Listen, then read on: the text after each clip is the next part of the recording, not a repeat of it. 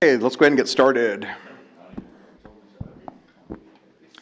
Mr. City Manager, council meeting follow-up, do you have anything? I do not.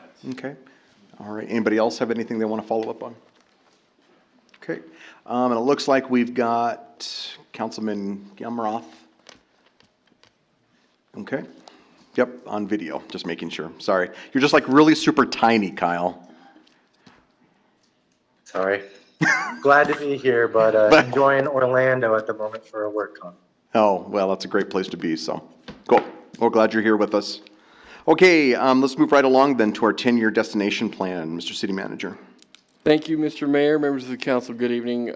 We have the opportunity to hear about the destination plan, and that is a project that Visit Casper has been championing, and your organization has been participating in as a stakeholder. Ultimately, you'll be asked to adopt this potentially, and so with that, if I could defer to Visit Casper to walk us through this, I would certainly appreciate that. All right. Hi, Visit Casper. Mayor, members of council, thank you so much for the opportunity to be here tonight. I'm saddened to say this is one of the last chances I'm going to have to be in front of City Council to address you with lots of neat ideas, so thank you for the opportunity. I am going to tee this up, and then I'm going to turn it over to Amanda Sherlin, our marketing manager. I would love for council to get familiar with some of the other staff as we walk through the process of replacing the CEO with Visit Casper. So I'll tee this up and then turn it over. So yes, Mayor, thank you. You set us up, or Carter, I believe you did. Tonight, our request is to move this forward for potential adoption from the city so that it can be used in multiple agencies as we continue to look at development and what the landscape will look like in our community for the next 10 years. So where I want to start is why, I might need some help, but, okay, if somebody can just tell me how to click, or Fleur, if you're in a Darth Vader room somewhere. Okay, so the first slide is how did we get here? So in the middle of last year, we realized that potentially ARPA funds would be available for tourism recovery. So all of you know that the city of Casper received ARPA funds, the county received ARPA funds, but the federal government recognized that the tourism industry had really taken a beating through COVID and said there will be money through EDA and other opportunities to apply for grant funding for the recovery of tourism dollars. So we said, holy moly, right? We better all get on the same page, and what are we going to work for? What are we going to work towards together? So we went through this very long 6-month process, brought in a consultant to facilitate conversation that many of your staff participated in as we went through the process. So the result of that, and you guys have this in your packet, is the 10-year. I'm sorry. It might just be a me error. Thank you. So this is my slide. It might just be a 10-year master plan of where we're going in the future. So all you had to do is get PowerPoint up, Brooke.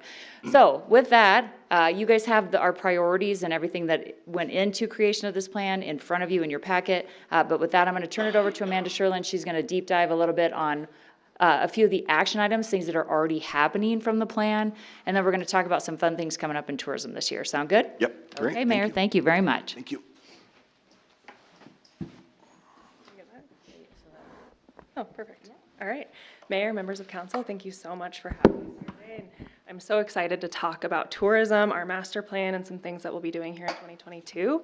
So, gotta lean in there a bit. So we're gonna start going over the 5 common themes that came up through this process that became the strategic priorities for this master plan, and just give you a quick update on some of the things that have happened in the last 6 months, which has been really amazing, how much has gotten done. Before I get into that, I do wanna clarify 2 points. So first, I'm gonna say we a lot today. That's not necessarily just Visit Casper. This is a community-wide effort of a lot of different groups that are participating in this process. So I don't want to make it sound like I'm doing all of this, because I'm certainly not. And then, like Brooke mentioned, this is a 10-year plan. So there's short, medium, and long-term priorities that you'll see in there and goals. And some of them we've made a lot of progress on, and some we haven't even touched yet. So just want to clarify that we're just going over highlights of things that have had some good progress made so far. So we're going to jump right in to the first strategic priority that was identified, which is the need for stronger partnerships. So pretty much everyone said that there is a need for stronger relationships and collaboration among community organizations.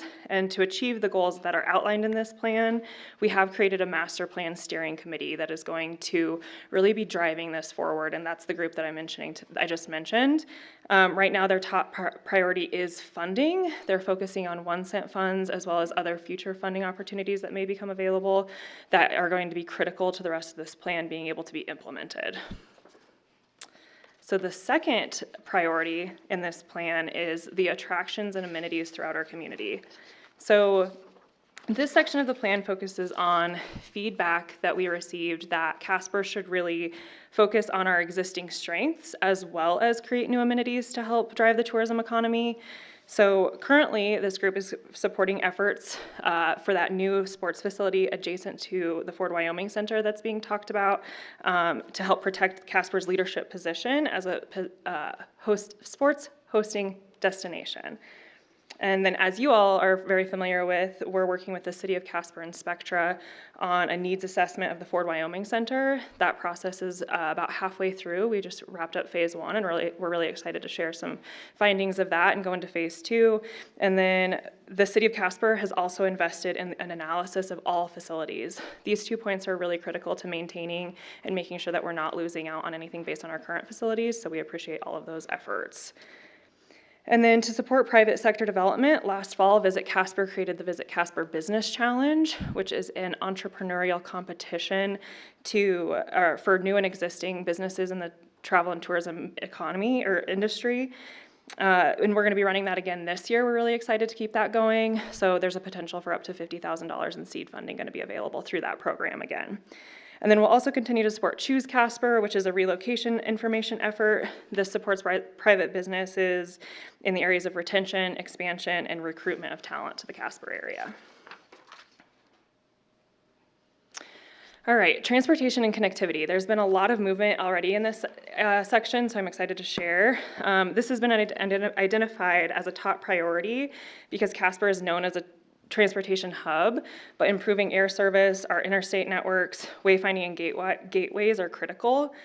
Many community partners are already coming together to make a lot of big things happen in this area. First and foremost, to protect airport and air service, a 501c4 has already been established by Advanced Casper to help fund a minimum revenue guarantee by airlines if that becomes an issue ever again in the future. So we're excited that that's in place. And then when it comes to the wayfinding project, the county is actually bidding phase 1 for vehicular signage in the next few weeks. So we see this project as absolutely critical to placemaking and visitor experience while they're here. So we're very hopeful that as you all go through the budgeting process, that it stays on council's radar. Visit Casper and the city have signed an MOU for a 24-passenger bus. This is absolutely amazing, and it's going to help our community be more competitive when selling Casper and greatly enhance visitors' experience while they're here.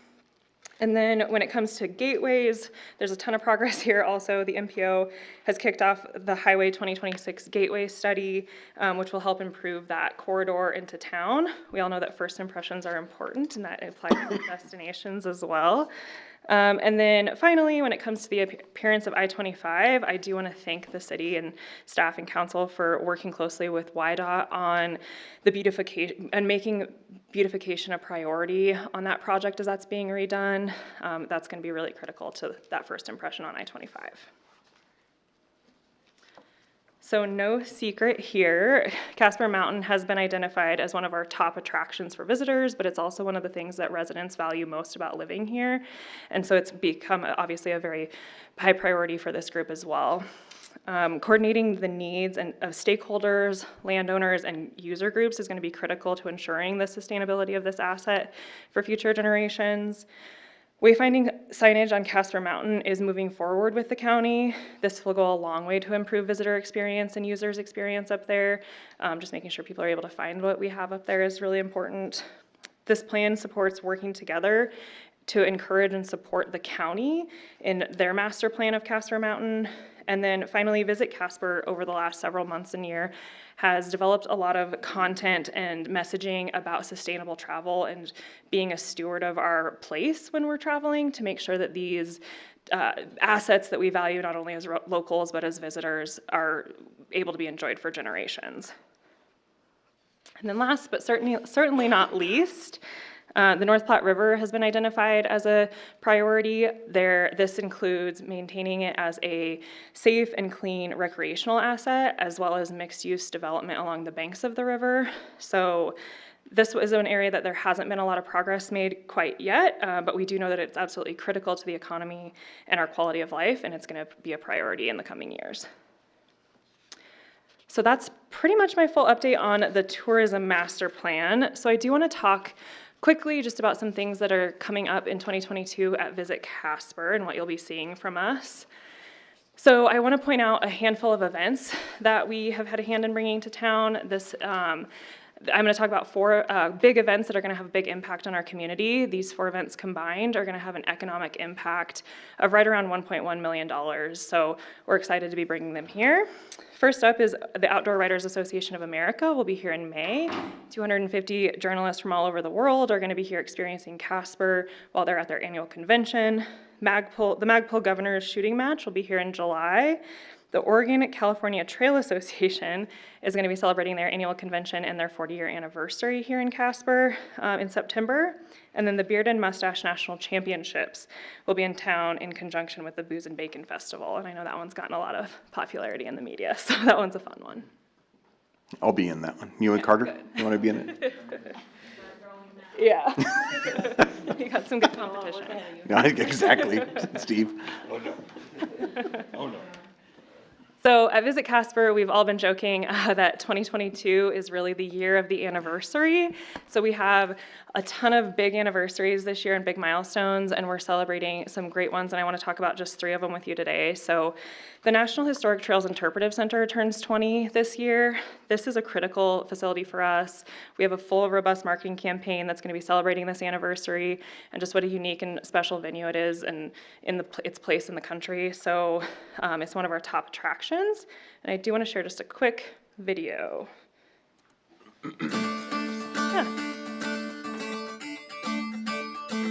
Here at the National Historic Trails Interpretive Center, we bring history to life.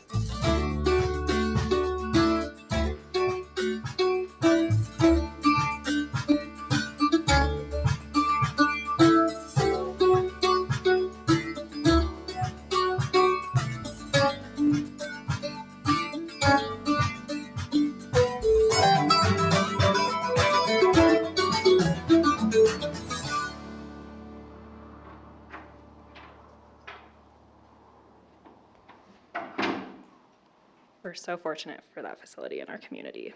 So this is no surprise to anyone in this room. 2022 is the 40th anniversary of the Ford Wyoming Center. This building obviously means so much economically and just with what we do, but I also think that this building means so much to our community. I think it's fair to say that if you've lived here for any amount of time, you probably have some sort of a landmark, big moment from your life here. We've been soliciting a lot of stories from people who have had significant moments in this building and what it kind of means to the landscape of their memories. So that's been a really fun project that we've been working on with the Ford Wyoming Center team. And we've been building out different platforms and ways that we're sharing the stories in the celebration of this anniversary. We've just launched a microsite on the Visit Casper website that is all about the history, these videos, some testimonials, and just all the events and everything that the Ford Wyoming Center is hosting this year around the anniversary. So that's really exciting. And then one of the things I'm most excited about is that we're really bringing the Ford Wyoming Center off the hill and down into the community this summer with some really exciting art shows and exhibits throughout some downtown galleries. They're going to feature tickets from over the years, some posters, signed memorabilia, and just fun artifacts. So really looking forward to that in June, and we'll be sure and have you all out to see that. And I do want to share another quick video that's just an example of these storytelling pieces in relation to the Ford Wyoming Center. The venue is outstanding. The community is outstanding. It's been a very integral part of who we are, what we do, and College Rodeo for 23 years. It's to the point that our student athletes have not qualified to go to the CNFR. They qualify to go to Casper. And so they all love Casper. It's a great location. We've had plenty of chances to think of a better place, but there's not. It's the best place you can have.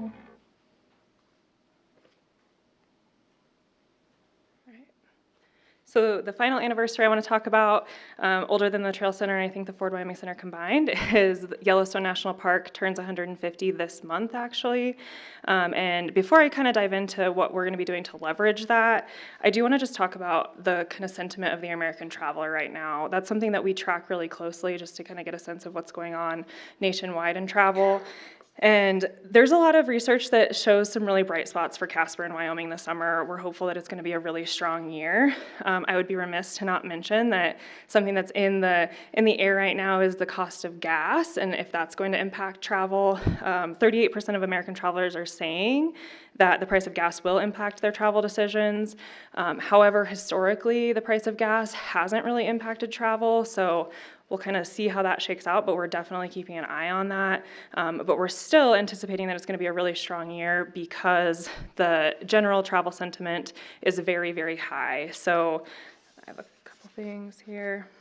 So 61% of Americans are saying that travel is a very high budget priority for them this year, and 87% have at least one leisure trip planned for the next 12 months. So people are really having a pent-up demand for travel, and so a lot of experts are even anticipating that it's going to be a year for a lot of bucket list travel. So people going the places that they've always wanted to go as they haven't been able to travel as much as they wanted in the last few years. So we're going to be capitalizing on all of those things as we continue our Road to Yellowstone campaign. So we're perfectly positioned on the way to Yellowstone National Park, and this has been a really successful campaign for us over the last couple of years to try to get people in the planning process to put Casper on their itineraries as they're on their way. So we really encourage and provide a lot of resources for people to spend some time here, get into the community, spend some days and money, and experience Casper and Wyoming in Casper on their way to Yellowstone. And then finally, I just want to put it on the radar that the lodging tax will be on the ballot in November. This is how Visit Casper is funded. You'll remember that in 2020, the statewide lodging tax was passed by the state. And because of that, in 2022, you'll see a bit of a change on the ballot. We'll be asking voters for 2% this year instead of 4% that we've asked for in the past. It's critical to know that that doesn't change our budget. 2% of our budget is guaranteed through the state lodging tax, statewide lodging tax, and then this 2% will keep it whole, and that'll just be that local tax. So, and I believe that is all I have. So I'd open it up for questions if anyone has any. Open it up for questions from council. I know I just had a really quick question for you guys. How important and what is the value of, because at Casper, we've been working to do our wayfinding signage. How critical is that for our, even down here? I mean, is that a critical value? I mean, I don't know if you want to say anything, Brooke, or? Mayor, thank you. So just quickly, it really does help set the stage for placemaking. So I do think it's critical. You can go to Green River or Cheyenne. The problem is, and Liz Becker's been really proactive at this, we look for research in the United States that would show some kind of statistic that said, you know, retail sales increase or visitation increases. There's a lot of things actually out of the UK and Europe, but there's not anything that really creates a strong case from a research perspective as far as what it drives. I mean, you can go downtown though and see that some of those maroon arches are from the 70s, right? Like we've got to move people around and we can do better. Okay, great. Thank you. Thank you. Appreciate it, Brooke. Any other Hey, questions? Ray. Oh, yeah, go ahead, Kyle. Just real quick, I had the luxury of being on my laptop. I noticed that we're supposed to get a presentation about the benefits of wayfinding signs on our April 26th meeting. So we're just wondering if, you know, we'll have a good detailed discussion about it at that point. So I will say, when we went through the budgeting process at the county last year, we allocated, and our vehicular signs are obviously, the scope is less, right? You guys have an enormous package that you're looking at, but it is our intention to get the vehicular signs done this fiscal year on the county side. And I do anticipate I'd like to maybe reach out to other municipalities and say maybe now would be a good time to go. I mean, the work has been done, right? I feel like you guys obviously are the the grill in the room. Okay, Thank you, appreciate it. Mayor. Thank you. Anybody else? Okay. Thank you so much for the presentation. Appreciate it. Thanks, Brooke. All right, moving along, complete street plan for overview.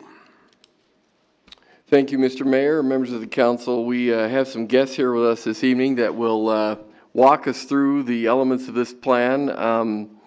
You will be happy to know that this is a study, if you will, that by virtue of our MPO status, this is something that would be important for us to do and something that MPO helps us do, as well as hopefully open doors for federal funding with regard to some of the recommendations that you'll hear about tonight. And so with that, if I could defer the time, I'd sure appreciate that. Thank you. Jeremy.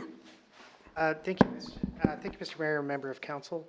So in this time last year, when the MPO was developing our 21 work program, we saw in both Generation Casper, the comprehensive plan, and the long range transportation plan, that both plans recommended that the city of Casper draft and adopt a complete streets plan. So working with the technical committee and the policy committee and the MPO and city of Casper staff, we went ahead and started that project. Complete streets are essentially streets that are designed to handle more than just vehicular traffic. They're designed to include people of all ages, abilities, and how they're getting along, being it walking, biking, I never know what to say, scooting, or using transit. So we developed a complete streets plan and ordinance, and a policy plan and ordinance package. The plan establishes, or the policy rather, establishes a new, for the city of Casper, a new approach to designing streets, along with a framework on how to move that design forward. The plan includes a new street typologies, like a new taxonomy to put on top of functional classification that includes not just what the street is carrying, but the land use surrounding the streets. So like neighborhoods, is it a thoroughfare or whatnot? Also design standards and things like that. And finally, we drafted an ordinance package. We're working with Nelson Nygaard, Dr. Drew Van Hengel, and Jolene. So I'll actually kick it over to them to take us through the presentation and then take any questions. Great, thank you. I hope this works. Hi, thank you, Jeremy, Mr. Mayor, and council members. Very thrilled to be here this afternoon. Jeremy's basically given the presentation, so we'll be having plenty of time for conversation as well. Can everybody see the screen? Yes. Great, thank you. So my name is Drew Van Hengel. I'm joined by Jolene Holland in our Austin office. We been working on this project for the last 5 or 6 months or so, culminating in the review of a draft plan, the public release and review of a draft plan over the last month.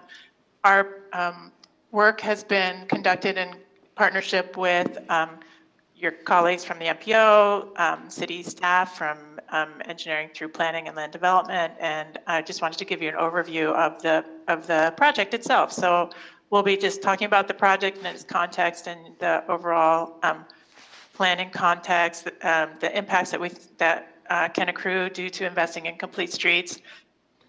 Yeah, thank you. 10 minutes. The planning precedents for the project, what we've heard during community engagement, how the work results in a policy and some guidance that is flexible for staff to use while providing also providing some updates to standards and proposals for future ordinance changes, and give you a high-level look at the guidance of the Complete Streets Design Guide. The plan itself was consisting of 4 parts. We had 2 sessions on the next slide, please. We had 2 sessions for public input in person and virtual, and then currently the plan is out for public review. The comment period actually was intended to close on the 20th of March, so 2 days ago. Can you go to the next slide, Julie? Thanks. In addition to the community desire phase, we also did a discovery phase where we reviewed the city's codes, policies, standards, and plans to see in what ways they might support complete streets, and also where there might be gaps. We had some initial listening sessions with staff. We had an advisory committee internal to the project, which met, I think, 4 times in total, and we had biweekly meetings with Jeremy and Renee, and we did a review of peer practices.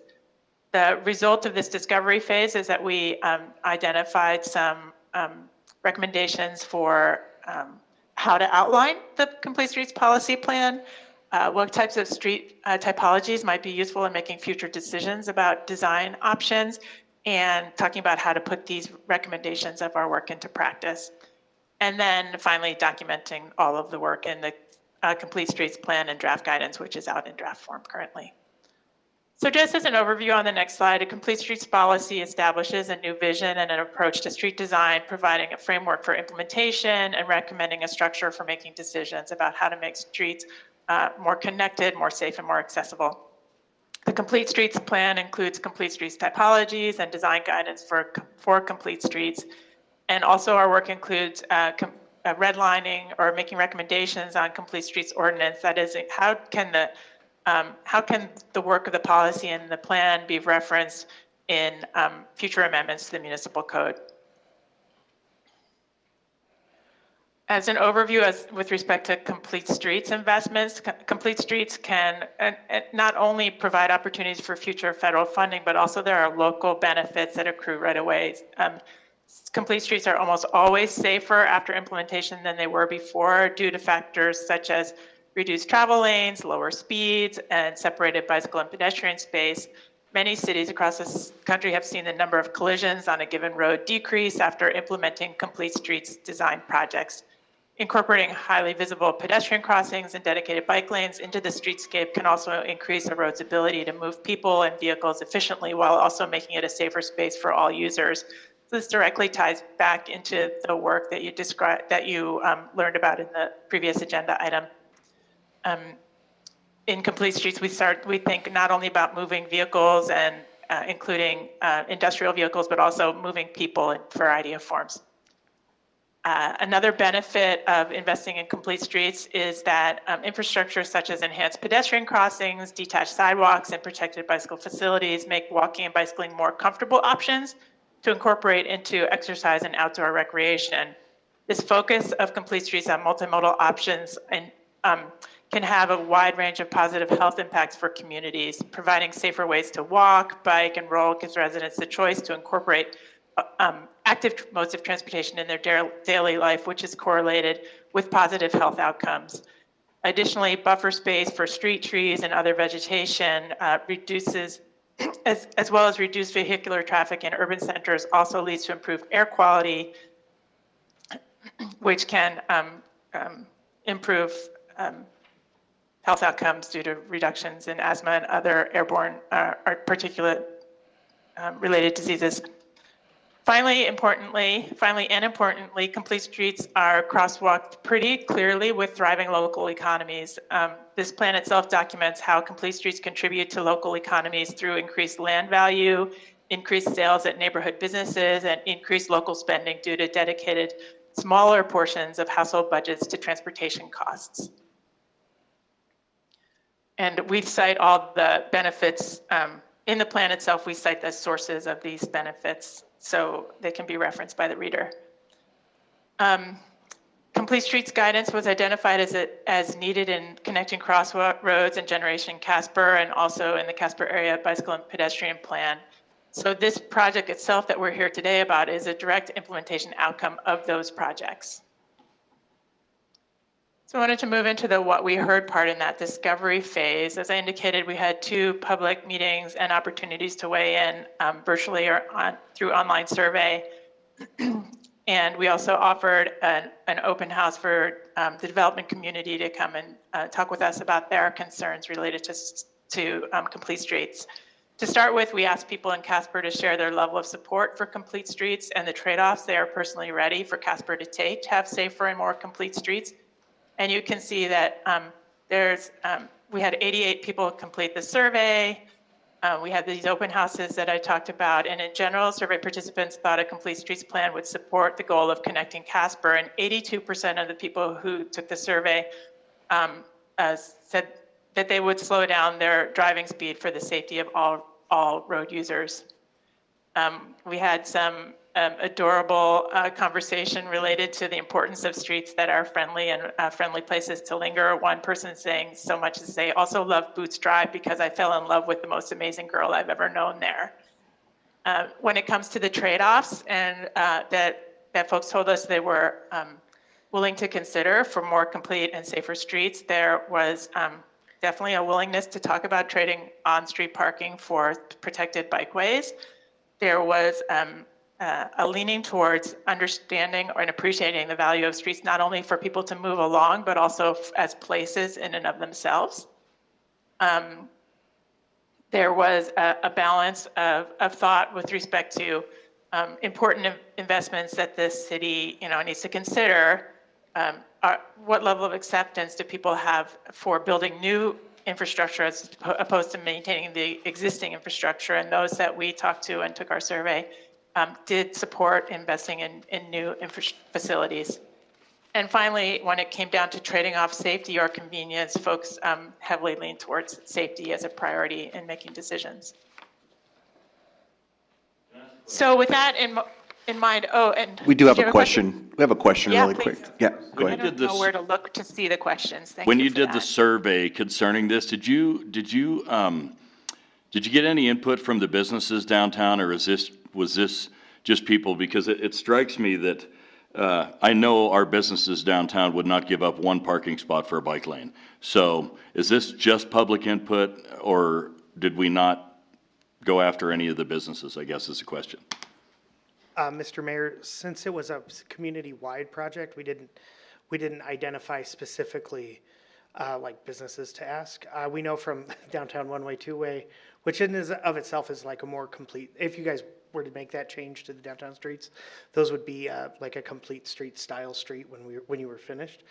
That, parking is certainly important in the downtown corridor. And one thing that's nice about the plan that we're proposing is that it's not restrictive. There's like these, if like in these streets types, these are the amenities. It's not like you can't have parking or something. It's much more open-minded than that. It's an entire like guideline to for streets being reconstructed and streets and new developments. It's not prescriptive in that manner. Sorry, I hope I answered that right. Go I ahead. think that's great, Jeremy. Did you have an? No, go ahead, continue. question, You're right? good. Yeah, fine. And I think just to build on to what Jeremy indicated is that, as an example, when we think about the different street typologies, which I'll overview in a second, we know that for neighborhood business, parking is a really important amenity. And so there's flexibility in determining what the street cross-section could be, depending upon the adjacent land uses. It's not a prescriptive document at all. And so that said, we started to frame up, seeing this general community support for complete streets, which is already documented through the previous planning efforts, but also reaffirmed through this effort. We set about comparing and contrasting local ordinances, plans, and standards with these pillars of best practice as described by the National Complete Streets Coalition. This coalition is a well-respected organization. It's a project of Smart Growth America and has been working in the complete streets paradigm across the country with cities of all sizes for about 2 decades. And what they've laid out is a kind of a 10-point best practice for complete streets policy, which when they've screened plans across the country that result in these benefits that I just described with respect to safety and health and better business, the plans that have these elements of the vision, these 10 elements are the strongest in having those outcomes. So we screened local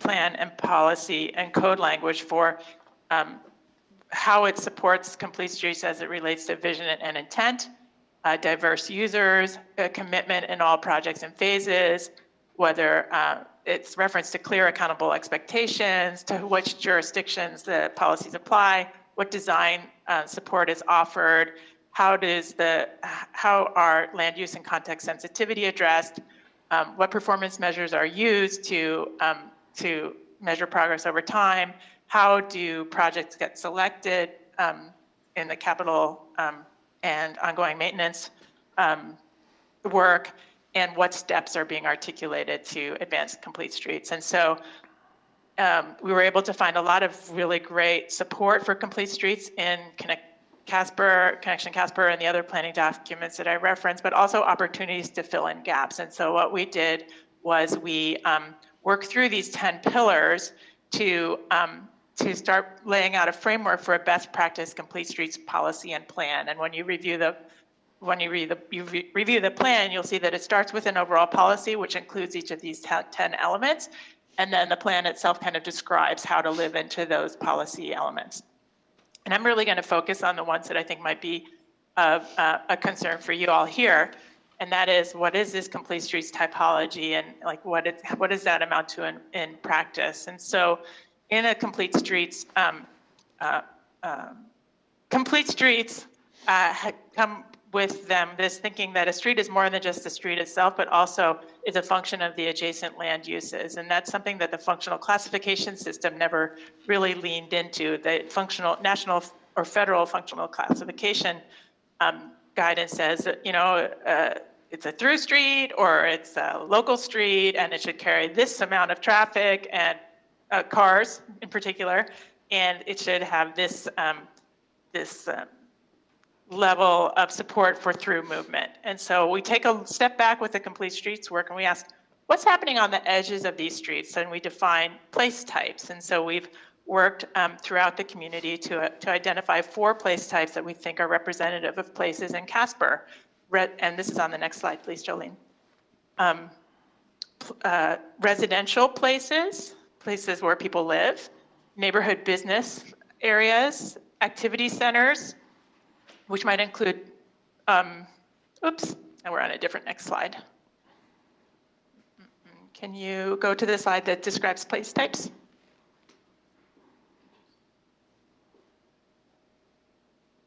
I'm sorry, Drew, it's actually Fleur has it. Next slide, please, Fleur.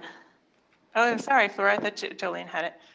Can you? Perfect. Okay, that's fine, thank you. And so we ask ourselves, so we had a complete streets typology includes both the an understanding of the places through which streets move and the street types themselves, and builds on the functional classification by kind of coming to a realization that a street might have common characteristics if it's a residential place that it goes through, right? People who live on a street want to be able to have the feeling that it's safe for their children to be outside in the front yard, that traffic is going maybe slowly enough that their children can cross the street, or their older loved ones can cross the street without too much risk. And so the place is very important in defining what the street should offer.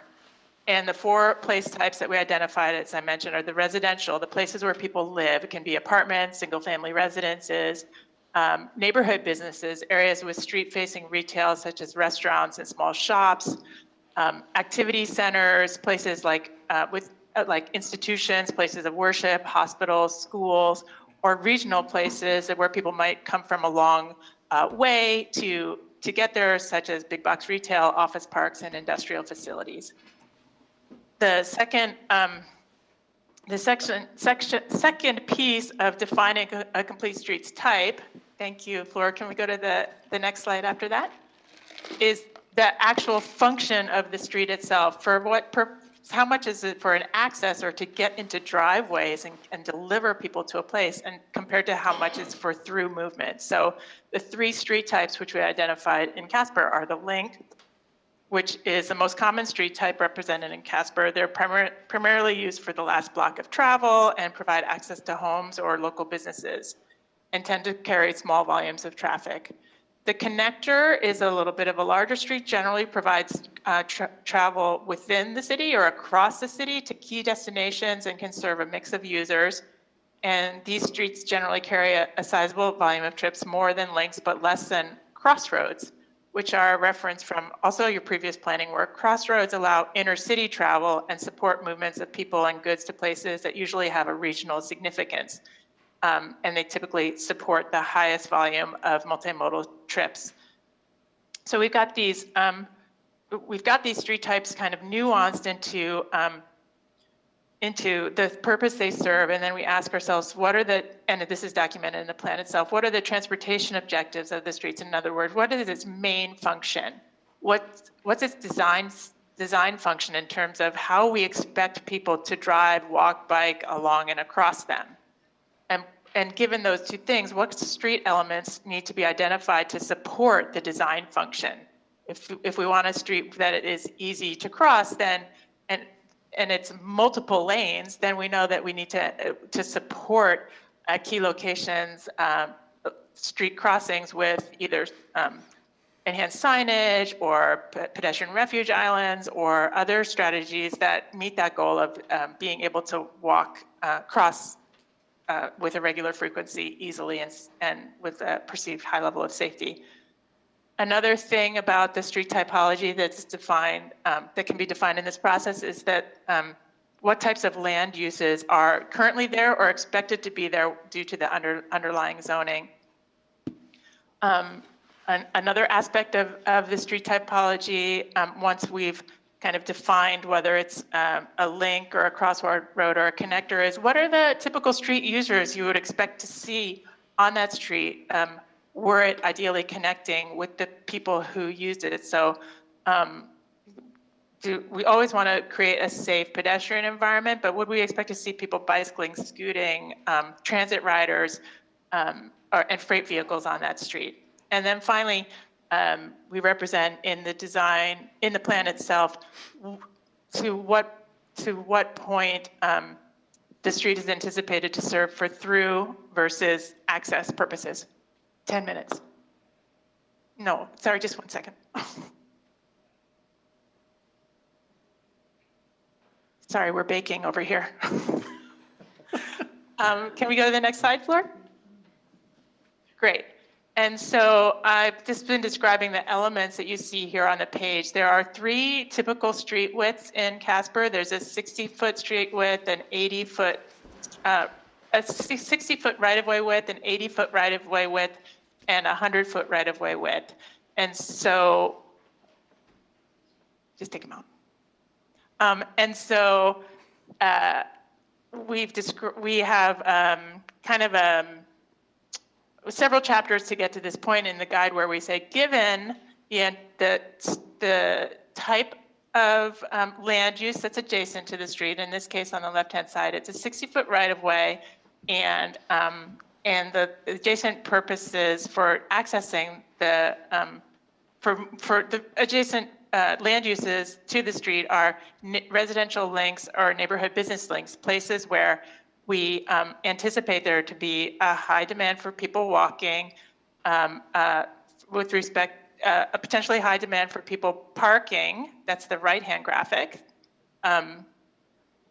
low amounts of daily traffic, a design seed that supports people walking, crossing the street, getting out of their cars, people bicycling if the street is part of the Bicycle Master Plan Priority Bikeway Network. That would be an illustration of a street where the city has decided in partnership with adjacent land owners and people using the space that on the left-hand side, that would support a priority bikeway network, and on the right-hand side, that would support people bicycling, but really emphasizing that the roadway allocation should be dedicated to people. You wouldn't want to give up parking for a dedicated bikeway. There are 2 more slides which describe the 80-foot right-of-way and the 100-foot right-of-way. I'm not going to walk through all of those, but there are also there are for each right-of-way width, there are multiple potential striping or right-of-way allocation options, depending upon, first, what type of place it is, second, what type of street it is and what the function of that street should be, and third, whether the street is a part of the priority bikeway network or the transit network or a freight network. So what type of modal overlay would be important in making decisions when it came down to striping. Is there another slide after this, Fleur? That was it. I think we. Okay. I just wanted to. Thank you. Jump in and say that we're actually having the public comment period open till the 24th, and it's available Great. on our website and in our office. I can certainly get it to you guys. And our next steps at the MPO would be to work through the changes we get and comments we get, and then present it to you for approval. And we can answer. Yeah, thank you, Jeremy. That's really helpful because we'd love for you all to be able to review it before we close the public comment as well, and presume that this is an opportunity for folks who hadn't heard through the social media or the news release that it was out for public review. Of course, we'd answer any questions. Any questions for anybody? Yeah, Steve. I noticed you kept talking about this national 10-point plan. Do you use that same plan in South Florida that you would use also in North Dakota? No, Mayor and council members, absolutely not. The 10 points are actually just a framework, and then the text within each of those elements is very context specific, and we generated the language that's in your Complete Streets Plan and policy uniquely for Casper. Just to tag onto that, I think, and Julian or Drew, correct me if I'm wrong, but we used peer cities in like Michigan, Oklahoma, and Montana, I believe, to sort of compare the current street policies and ordinances from Casper too. So. Thank you. Any other questions? Okay. What do you need from us? Just this information tonight? This is just information only. I just didn't want to drop this giant document on you guys. I mean, Councilmember Nell mentioned that the last one I gave you guys was 255 pages. So this one's not quite that long, but you know, I just didn't want to drop that on you guys without any background or a chance to ask any questions. You know, I think it's for the MPO, it's interesting because we certainly have been doing these sorts of projects for the last few years, but if we could get it codified by the city of Casper and then move it on to the other MPO members, we think, it'll make the transportation network safer and better for all users, and it opens up funding. I believe you get like raise grant, for instance, raise grant applications in communities that have complete streets plans are scored higher. So it's just a lot of reasons to do it. So, Great. And we'll see you in a couple weeks, and then we'll do a few more of these. Great. All right. Thank you so much. We really appreciate your coming in and presenting to us. We really appreciate it. Thanks. I'm happy to have time on your agenda. Thank you so much. Thank you.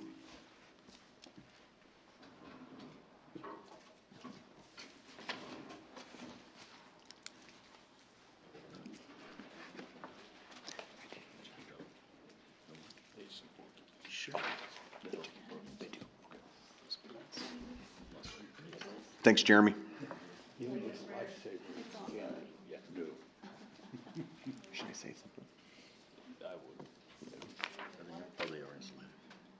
So the vice mayor was just handing this off to me and brought up a good point that the health department does support this study and the recommendations based upon this study. And so just wanted to put that out there that it's something that the health department is supporting. So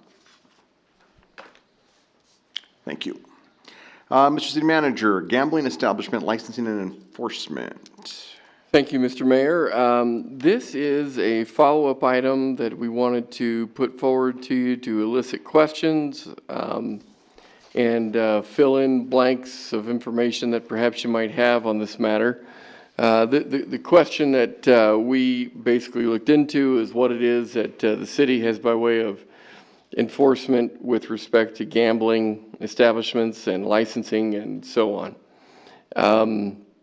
The attorney's office, along with the clerk's office, did quite a bit of research on this matter, and hopefully we're prepared in such a way that you feel comfortable asking questions and getting answers this evening on this topic. The council has a lot of oversight, I guess you would say, in a way that is not necessarily consistent with the idea of gambling in our community, unless, of course, there's something illegal happening and we follow up from a prosecutorial standpoint, but rather through your management of alcohol statutes on a local level, and with respect to the idea that a lot of these establishments, in fact nearly all of them, have access to some sort of alcohol services as a part of their operation. And so with regard to that, indeed, the city has relevance pertaining to that being one of the major services that many of these establishments offer. However, with respect to a more deeper dive, if you will, into what the ordinances say in conjunction with what statutory direction might include, I would like to defer to the attorney, Mr. Henley, to walk us through some of those nuances, if I could. Mr. Attorney. Great, thank you, Mayor. Thank you, Council. So there's some interesting items that I came across when I was looking at this. One of the more interesting, I think, for your consideration as well as some of the staff's consideration, is that in 2021, so the last fiscal year, the city was provided $1,149,121 or thereabouts in revenue from 3 of the categories of gambling that we have here in the state. The largest by far was the pari-mutuel, the off-track betting establishments. Those are the ones that will bet on historic horse racing, which is important for us because this is the one that actually funds the cities. And of course the state then gets some money, particularly from the live horse race simulcast, which are currently being shown, as I understand from talking with one of the operators just this morning. And then in talking with the Gaming Commission, there are 3 live tracks in Wyoming which will be operating throughout the summer, one in Evanston, one in Gillette, and one in Sheridan, and they kind of rotate, but they pretty much take up the entire 3 months or so in the summer. And those contribute quite a bit to the state of Wyoming's revenue, and they also then contribute towards a breeding type of program, I think a nascent program that the state's trying to encourage some type of a program here for people who raise thoroughbreds. So in that regard, the pari-mutuel is by far, again, the largest contributor. It currently, in 2021, had 9 off-track betting establishments here in Casper. We are about to get a 10th one. In fact, I think a 10th one has opened up, and that would be the one you just approved the liquor license transfer to about a month ago to the 307 Management Racing, which is now at the prior pump room down on North Center. Previous to that, it was Benham's. And so so that revenue may go up. It's open now. Is it open now? All right. And the auxiliary revenue, again, would be then the sales tax from drink and from food and that type of thing. So they are a kind of a interesting way for the cities and states. And, you know, I think we were a long time wondering why states around the country were so receptive to licensing and permitting this type of activity. But I think this certainly is one of those indications of why.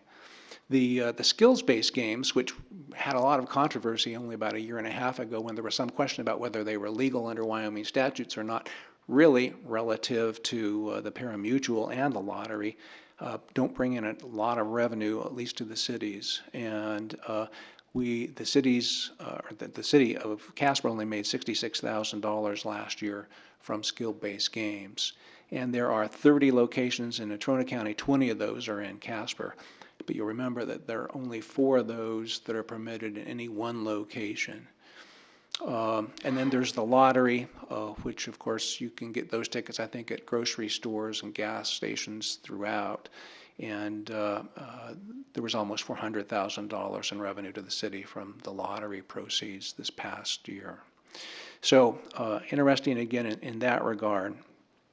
The ways I think to consider enforcement or oversight of in some way, because we don't permit these. These are all permitted by the county and to some extent by the state. Is one where you have your liquor licenses established, because most of these do end up in a liquor store, at least with respect to the skills-based or pari-mutuel off-track betting, or zoning. And there are some rules that have been established by state statute. Again, you can only have 4 machines in one location for skills-based, and for pari-mutuel and skills-based, those have to be separated and actually with a physical separation, and the people must be at least 21 or older who are in that area. So those would be the areas that really we may have some question on enforcement if someone was routinely violating that, and then certainly our police department may be tipped off to that, and that would be a violation of state law. But other than that, we don't permit them. We don't look at their application. We really don't have a lot of input with respect to the establishment of those games, because it is kind of a county function.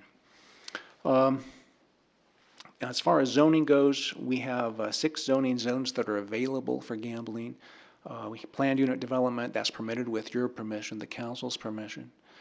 General business, it's permitted. And then we have 4, central business, and highway business, limited industrial, and general industrial, that it's permitted, but with a conditional use permit needs to be obtained before that would be authorized pursuant to our zoning ordinances. So there's really kind of a broad swath of land that's available for these people that want to come in and do that. And you do have some control via your zoning requirements and the like that will control the establishment of that. And I think we might have heard some of that, not with respect to the gambling so much, but with respect to some liquor store. One time when it was getting too close to a church, another time when it was getting too close to a counseling center, and you probably remember those discussions. But that's where we are. On the skills-based games, which we don't take very much on, we're getting 20% of that is for the county of their net revenue. So that would be the gambling take they get, and then that they keep. They don't have to pay back to the gamblers. We would get 20% of that, but that would then be split. 45% of that is then the city and county's take, and that's split equally between the city and county if it's within the city's boundaries. If it's in the county boundaries, the county would get the entire 45% of the 20%. With respect to the pari-mutuel wagering, it is a percent of the gross revenue, though, which makes it the difference. And so if they're not worrying about how much is going back to the gamblers, then that is a big thing, and that's one of the reasons, at least with respect to the historic horse racing, that would benefit the city and has benefited the city. I think that's the basic overview of the gambling situation, at least the new ones. You still have Calcuttas, I'm sure, out at the country club and some bingos for nonprofits and the like, but we really didn't dive into that with respect to the memo, because those have been around for a long time, but these are the new ones. You do have the ones, I think, that are online now. We don't really have anything to say about those. There's no physical location required in Wyoming. In fact, it may be prohibited in Wyoming right now with respect to sports betting and the like, and I guess fantasy sports too, though I've not really heard much about that. But certainly if you drive down to Cheyenne, you'll see some billboards up for, MGM, Bet Wyoming, which is like a sports book, and I think there's another one that's been authorized here in Wyoming, but I'm not sure what the company's name is. So any questions, I'll be happy to try to answer. Bruce. We, by the way, sports betting is legal here. We have 3 approved in the state of Wyoming. Caesars, MGM, and FanDuel, and DraftKings. So I think we have 4 actually. So, and there's a lot of that goes on. But my question would be, we're currently not regulating from the city side of things, but I guess I'd like to hear from the chief. You look at gambling towns and you look at what casinos do, the strain they put on infrastructure, police, things like that. I guess I would want to know if he has seen an uptick or any trend since they have came, and if so, then we may want to look at some type of permitting or regulating to help cover those costs that those businesses have brought in. So, because right now we're not doing any of that, and I'm not interested in tapping into their resources, but if they're putting a strain on our services and costing us money, then that should be recouped somehow through a permitting process or whatever. But I'd like to hear from the chief, I guess, and see what his thoughts are on it. You want to follow up? Yes, if I could have Yeah, a you can follow-up follow to Bruce's question. I think one of the big things along those lines, and we got a review of all of that when we looked at their liquor licenses. So that's a way that we have some say, because we're the ones that give them the liquor licenses. And so we see, and we saw in your report, I believe, all of the calls that were coming in from those, didn't we? When we reviewed the liquor licenses for renewal? Well, let me add before you do, we do get a tremendous amount of tax revenue for the city from those places, and if that's enough to offset and we don't need a permit, great. I guess I just want to know that it's not costing us money to have them here, is my big thing. Chief? Mayor, council, you've asked a kind of a spur of the moment, difficult question to answer, so I'm going to do the best I can to answer that. When I took this matter before the legislative committee, we had significant concerns. We had some of the skill games operating within our community that were just absolute concrete havens of criminal activity. It was as fast as we could arrest people leaving those. It was a who's list of criminal conduct, drug dealing, stolen property, weapons. And they were heavily concentrated in those skill games, and that was what caused me to go to the legislative committee to see if we couldn't do a better job at defining that the skill games were by definition unlawful. That effort resulted in this kind of broadening of the definitions of gambling. That effort opened the door, and the net impact that you have occurring in the city of Casper right now is that because more of these operations have come to town, they're generally higher end than those problematic ones we had back in those years. We've spread that out a little bit, so we're not having the high concentrated effort. We're not having the high concentrations of crime in those very narrow spots that we had back then. They were very disturbing. I would not have wanted to be a business neighbor or a nearby resident at some of those locations. We've kind of spread it out a little bit. But as you noticed, as Councilman Cathy has brought up, some of those are originating now in our DUI offenses, which continues our average BAC this year to date has gone exponentially high. It's getting worse. And some of those gambling institutions are originating those DUIs into our community. But that heavy concentration of just kind of a den of thieves kind of thing, that's been broadened across a greater perspective. So they're not all just concentrating in those. That's the best I can do for you right now because I don't have concrete data for you. It was absolutely a problem a few years ago, not nearly as so much today because there's just more of them, so they're not so concentrated. Just as a follow-up, I guess, Carter, I'd like to, at some point, to see if we can't get some information. Is the tax money that the city's collecting from the use of these places offsetting any or all of whatever that brings, if that's a fair question? Mr. Mayor, Councilman, I think it is a fair question. I think it's very interesting that statute is designed in such a way that for those facilities that are here within in their entirety within the limits of the city, we have to divide that revenue with the county. That makes zero sense to me. And so if there were a proposal that I'd have you consider in the interim, and as something to think about, why would we have to divide that revenue when in fact the services that are needed to respond to those places are done right here? Makes no sense to me. And the services that are being provided to that business are done right here. Absolutely, absolutely. Thank you. As a follow-up along those policing lines, a lot of those places have either bar and grill or restaurant licenses, which says that they're supposed to be a 60/40. Are we policing that at all to see if they're staying within those bounds?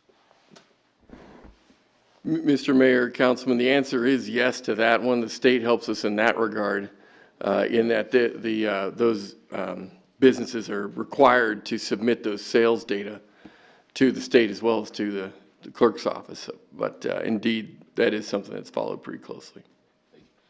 Thank you, Chef Jai. I appreciate it.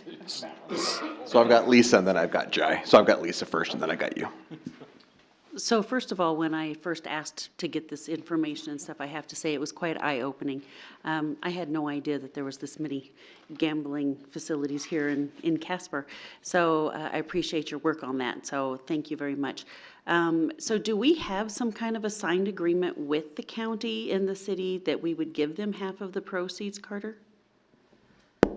Mr. Mayor, Councilwoman, that is not the case. That's simply a creature of the existing statute.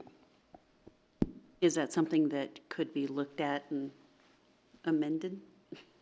I hope, Mr. Mayor, Councilwoman, that is something we can talk about and perhaps lay out a strategy for in terms of potentially getting that changed. You know, there probably are occasions where we need backup services and mutual aid kinds of services from our law enforcement colleagues around the county, but I don't think it would be enough to where it would justify the amount of dollars that they're getting, particularly if it is a 50-50 split on certain segments of that category of funding. Jai. Thank you. I just had a quick clarifying question. I was trying to cross-reference some of the figures that you gave us. Do you mind just repeating per of the three categories what you said the revenue was the last? I think you said that each of them were 2021. Yes. Okay. Yes, in 2021, skilled space brought into the city $66,014. Parimutuel, $690,849. And lottery, $392,259. Perfect, thank you. That matches what I saw. I thought I heard something different, so thanks for clarifying. Any questions or other comments or anything? And so Carter, this is obviously just an information only for us as well, but something that we can look into down the road, kind of what Lisa was saying, some of those concerns as well, and kind of what Bruce and Steve were making a point of. Certainly, Mr. Mayor, if there's additional homework that we need to look into as it relates to some data that maybe we didn't provide tonight, that could be an assignment we could take as well. But I do like that idea, and maybe when we get closer to the legislative season or whatever, we can put our heads together and come up with some drafts that perhaps we can get some help with. Great. Thanks so much. Appreciate it. You bet. Thank you. Go ahead, Steve. Even though they weren't called upon, I do appreciate members of the Gambling Commission showing up in case we had questions. Thank you. Thanks, gentlemen. Appreciate it. Thanks, Chief, for coming down on the spot. Appreciate that, too. Okay, moving on. Audit Service Professional Services Agreement. Thank you, Mr. Mayor. There's a couple of assignments, actually, that Jill and her team took up here recently in partnership not only with the Finance Committee, of which some of you are a part, but also in partnership with the Investment Advisory Committee as well, which, as you know, is a fairly new committee that we've had the opportunity to use the talents and skills of here very recently. One of the assignments that we got the green light to pursue is with regard to putting an RFP out for audit services that we enjoy here in the city organization. As you all know, that is a service that we're required to do every single year. And as you noted in your memo, probably that has gotten to be as expensive as $200,000 to $300,000 a year. And from that standpoint, we determined it might be helpful to go out and see what the market might suggest in terms of what those services should cost the city of Casper. We got a really interesting response back pursuant to that effort, wherein we received 2 bids for those kinds of services, both from outside the city of Casper, albeit Wyoming businesses, that put forward very helpful and interesting, and as far as I can tell, well-written proposals for this service moving forward. We are recommending that we do move forward with an entity that is out of Gillette, and they, again, as I mentioned, put forward a very compelling proposal that we'd like to talk to you a little bit further about. And with that, if I could defer to Jill to walk us through some of those details, I'd sure appreciate that. Hi, Jill. Thank you, Mayor, members of council. Carter, thank you for that introduction. So as Carter had suggested already, we did recommend Ketel Thorensen, which is an audit firm out of Gillette. They did have a cost savings to what we've been paying over the last couple of years of about $110,000 in the first year. So that's a pretty significant savings. In both audit proposals, something that we really had a challenge was finding an audit firm here in Wyoming that was large enough to be able to handle the city's audit. You couldn't do it with just a couple of people. You needed really a good sized firm to be able to do that. And both of the firms that responded to the RFP, we felt were significant in size to be able to handle that. Both firms also had a peer review. So anytime an audit firm or any kind of firm does any kind of assurance services, meaning they're assuring that the data is accurate or materially correct, they have to be peer reviewed. And what that is that's an audit of the auditors. It's kind of interesting. So both of these firms have been peer reviewed. I believe it has to be done every 3 years is what I recall, but they've both been recently peer reviewed. So once we kind of reviewed everything related to the audit proposals, we did make that recommendation to the Finance Committee. They did support our recommendation, and we are hoping that when we bring it to you guys at the next council meeting that you will support it as well. Questions for Jill or Carter? Yeah, Bruce. Just comment, being part of that committee, it's also important that the council know that our previous not only was double plus some the price, we're going to save $100,000 with this change, but just for the record, we just got our report that was due by the end of December on March 15th, and we have to have that filed by, I believe, the end of the month, right? Yes, so our single audit is required to be filed with the federal government by the end of the month. Right, so we were given 2 weeks to get this done instead of the normal 3 months that we would. So there's several positives in making a change right now. Steve. And one other comment is that our current auditors declined to submit a proposal. So I think that's something that is noteworthy as well. And if I may, it's also noteworthy that no one from Casper did. And I know we all like to support our local businesses, especially with our tax money, but we did not have one Casper firm submit a proposal. So just for the record. Good point. Any other questions or comments for Jill or Carter? Thank you so much, and thanks for saving us a little bit of money. Not a little, but that's a significant amount for us. Yeah, I was going to say it's a lot. Cover up your mics, we're having an ear. Yeah. Thank you so much, I appreciate it. Thank you, Jill. Actually, I think you're going to keep me here for a little bit longer. Oh, do we have you on the next? Yeah. Oh, yes, we do. Investment advisors. Mr. Mayor, this too was a partnership effort with regard to the Finance Committee as well as our Investment Advisory Committee. And indeed, we got a lot of interest in regard to this request for professional services. In fact, if I remember correctly, there was more than 10 that responded with some proposals and solicitations for our business, if you will. This is with regard to basically what they call a custodian for investments with respect to the city's investments. And as you know, that is a culmination of a number of funds. It could be our utility funds, it could be our perpetual care fund, These are funds that hold dollars that are intended to be held for longer periods of time, maybe perhaps less liquidity than in some of our cash balances that we need to manage closely as well. With regard to that process, as you can see in the memo, we are recommending entering into those kinds of services with First Interstate Bank, which is a Casper business. And you'll probably also note that they were not the cheapest entity that submitted a proposal. And so with that detail, as well as other things that Jill and her teams picked up on, I'd like to defer back to Jill to walk us through some of that. Welcome back, Jill. Thank you, Mayor. It's good to be here.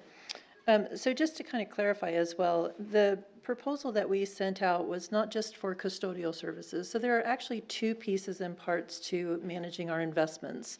And when I talk about investments, I'm not talking about just a savings account. I'm talking about buying securities. So with that, we would have a financial advisor who would do our trades for us, and then we would have a custodian who would safekeep those assets for us. So our current, before we just recently changed our investment policy, we had those being separate. With the new policy, we could actually combine those, which gives us the opportunity to have some savings on the expense side and as far as fees go. So when we sent out the RFP, it was for a financial advisor custodian pair is what we were looking for. Someone who we could do a one-stop shop to save money, but still have really good advice and safekeeping and all of those pieces and parts that we need in order to do investing in securities. So we did have 15 respondents, actually. It took us a while to get through all of those RFPs, but a lot of good RFPs came through. As Carter had mentioned, they were not the cheapest, but we felt for many reasons that they were the best option for the city. And I want to kind of talk a little bit about what our rationale was for arriving at that, that decision. So the city of Casper, as I'm sure you guys already know, we have a relationship with First Interstate Bank, not only through our day-to-day banking, but they also safekeep our securities currently. So when they provided the RFP, their wealth management division, which manages securities, they are the ones who provided their RFP. They have 4 decades of experience in managing investment services. So we were very comfortable with that. They've managed services for government, foundations, endowments, trusts, and sovereign nations. So I mean, this is right up their alley. In addition to that, we also requested biographies, or is that right? Biographies for each of the people who would be managing the investments to make sure that those people had the skill and knowledge to be able to give us good investment advice. So the 3 people that were in the RFP, we have Paul McKean, who is a senior portfolio manager, He has over 35 years of experience, not just in the bank, but also in the private industry, doing the same type of work. We also have Christine Stack. She is currently our local person here at the bank that manages our, that safekeeps our securities, and I talk to her frequently, so she's always available and very helpful. And then we also have a trust specialist who would help these other 2 people manage these investments. So we felt that they did have the knowledge and experience to be able to manage these investments. And to suggest, again, good investments for the city. We also looked at whether the investments would be held individually or whether they would be pooled with other people's investments. It was important to us to make sure that our investments were not pooled, but that they were kept together with just our stuff. So, and First Interstate Bank does that for us. We also looked at the investment approach. How do they manage the investments? And their response was that it's very customizable. We could get together, the first thing we need to do is get together and establish benchmarks so we can look at performance and really look at what are our investments doing. And First Interstate Bank was very open to meeting and establishing these benchmarks to look at our investment policy, make sure that's going in the right direction, give us overarching guidance as far as the economy and some of those types of things that can help us make good decisions. So we thought that that also was very important. And then finally, we've talked a lot about performance reporting. We currently don't have that here at the city, and it's really important to know whether your investments are truly making any money or not. So in our RFP, we requested that they provide sample reports, and we did get sample reports from all of the people who responded, and we felt that the reports were easy to understand. They were easy to see the benchmarks, to see how well we were doing against whatever we've established as our benchmark. And then finally, when we looked at, actually in the RFP, we requested that they give us just a brief synopsis of how most of their investments do against a Bloomberg Barclay 1 to 3 year benchmark. And in looking at their response, First Interstate Bank's metrics actually beat that benchmark in all of the different metrics, the 1, the 3 year, and the 5 year. So again, we felt that this was a good option for us. So with that being said, the personalized service, the local talent, the established business relationship that we already have, the asset management approach, and the performance reports is why we selected First Interstate Wealth Management. Did you have any questions about that? Anybody have questions? Doesn't look like it. Fantastic. Great, thanks. Thank you. Thanks, Jill, appreciate it. Okay, moving on, personnel budget discussion. Thank you, Mr. Mayor, members of the council. This is one of those topics that if we are able to get even some broad direction with respect to the conversation we are having here tonight, that'll be really critical for us to be able to move forward as it relates to filling in some of the blanks that we are busily working on right now in terms of the fiscal year 23 budget.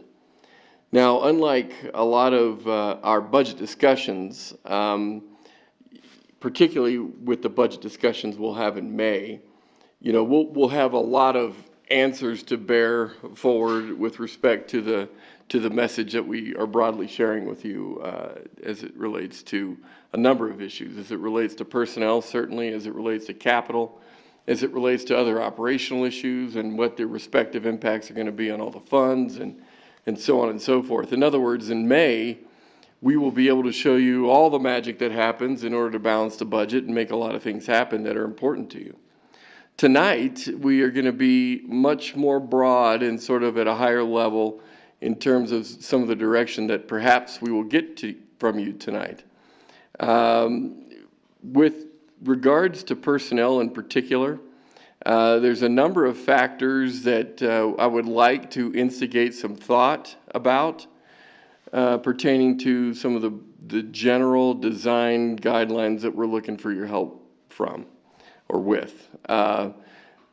Some of the questions that invariably you're going to be getting and hearing about and we're going to be asking you about from here on out is with regard to COLAs for employees, with respect to step movement for employees, with respect to step movement for sworn employees versus non-sworn employees, and where we should be in terms of contributions for retirement and all those kinds of things.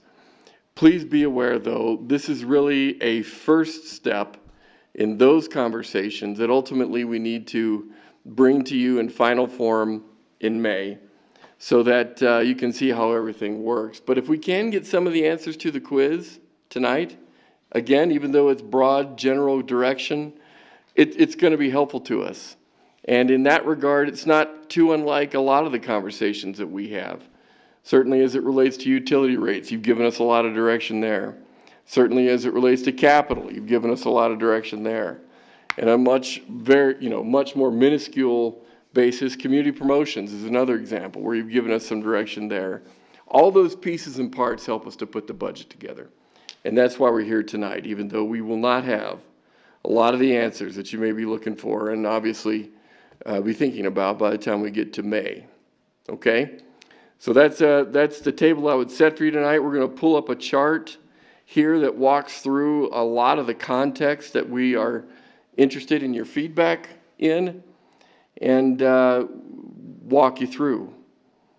If there's a question that I could entertain before we go through this, I'd be happy to do that, Mr. Mayor. Do you want to ask now or do you want to wait? I was just curious when we're doing all of this, because I know that there was a portion of employees that did not get a raise of any kind.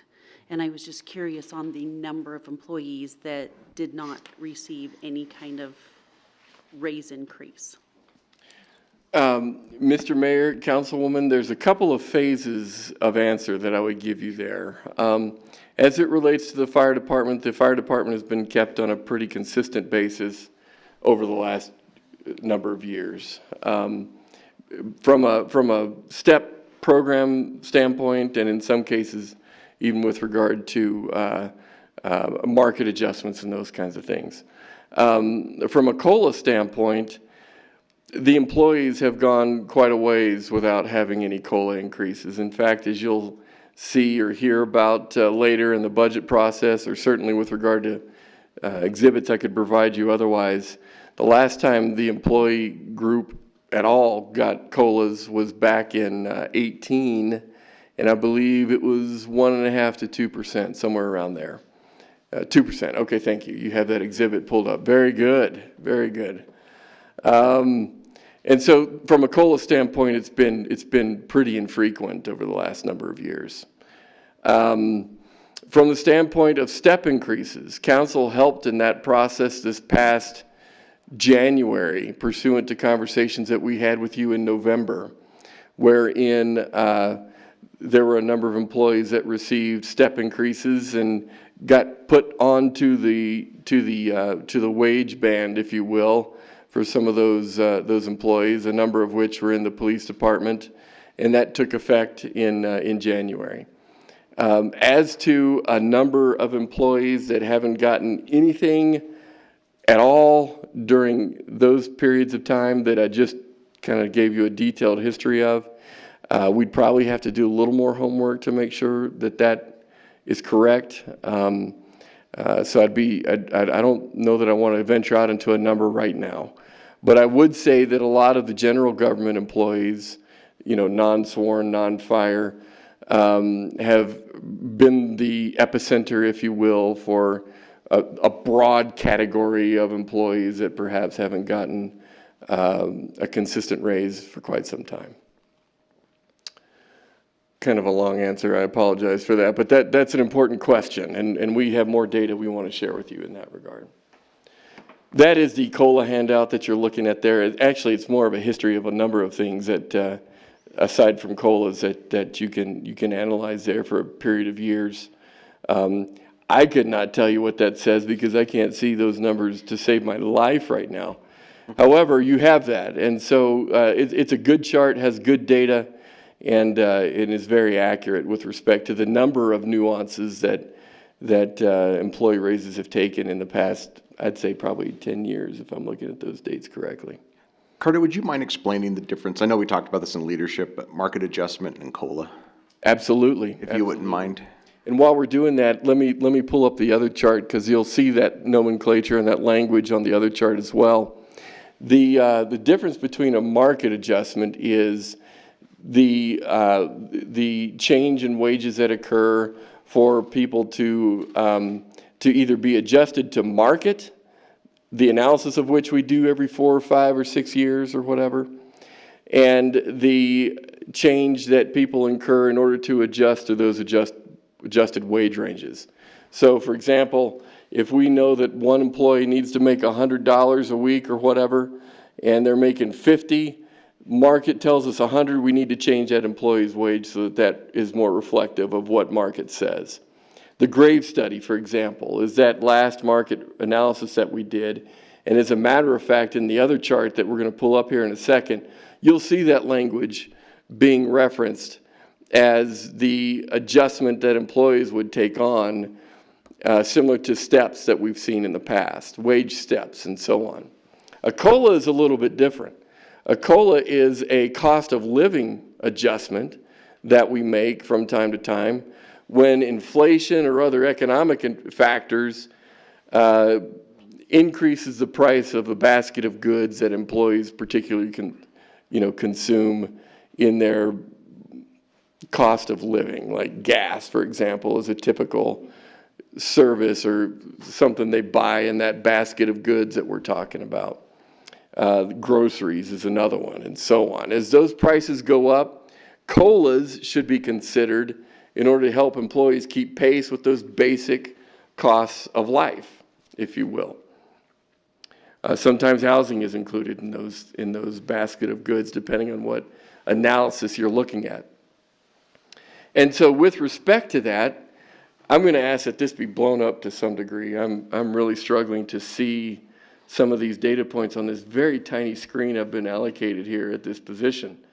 But typically speaking, the yellow shading, which I can see, is the variables that you will be manipulating in this conversation.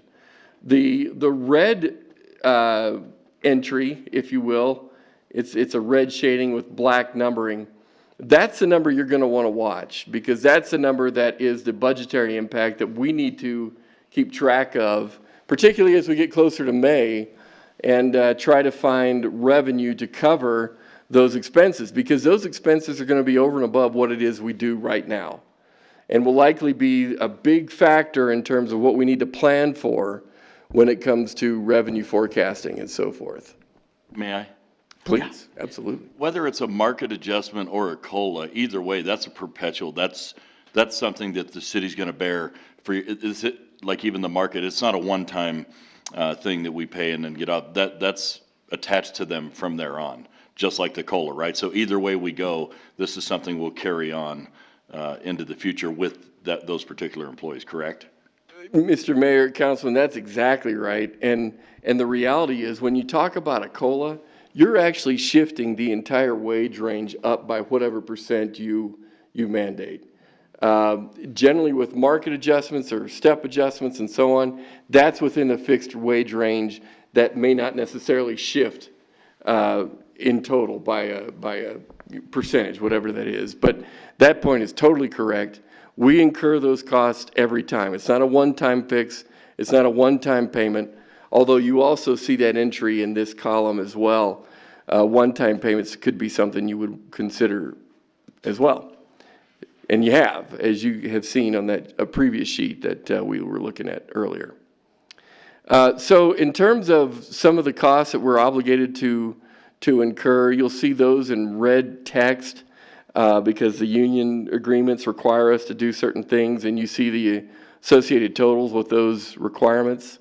But some of the factors that I think I'd like you to consider tonight, and again speak broadly to, because I know we've got a lot of analysis we need to take on from here, is with regard to steps and with regard to COLAs, and if in fact you do want to blend in one-time payments as well. Obviously there's some smaller factors that could also be driven by direction that you want to see happen as well, and there's a number of those that you can see. Pensions, for example, if you want to increase your contributions with regard to pensions, you'll remember that the Graves study does suggest building up incrementally for sworn personnel from a pension matching standpoint that you may want to consider, and that you did do actually earlier in the year. Let's go ahead and add some numbers here so that you can see how these things work from the dynamics that this worksheet provides for us. If we start at the COLA there at the very, very top, for example, let's just put in a 3% COLA adjustment, which again has the influence of it in taking each employee's range and moving it in total up by 3% if this were to pass.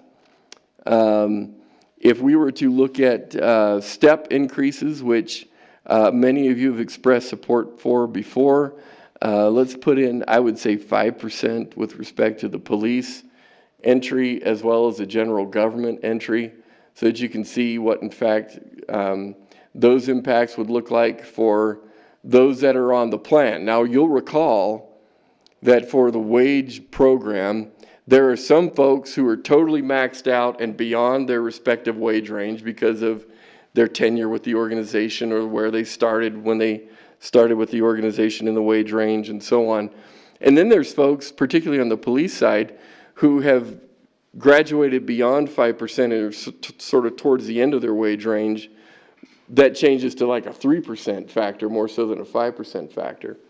And then, of course, those who are kind of in the middle of their wage range, 5% is generally what has been expected or anticipated. But the reality is, council has the opportunity to go whichever direction you like in terms of what that percentage looks like. So if we've got the 5% in there, or excuse me, a 3% COLA in there, and we put the 5% in for step increases for both sworn and non-sworn, the number that you see on the bottom gives you a feel for what the revenue planning is that we need to accommodate this expense.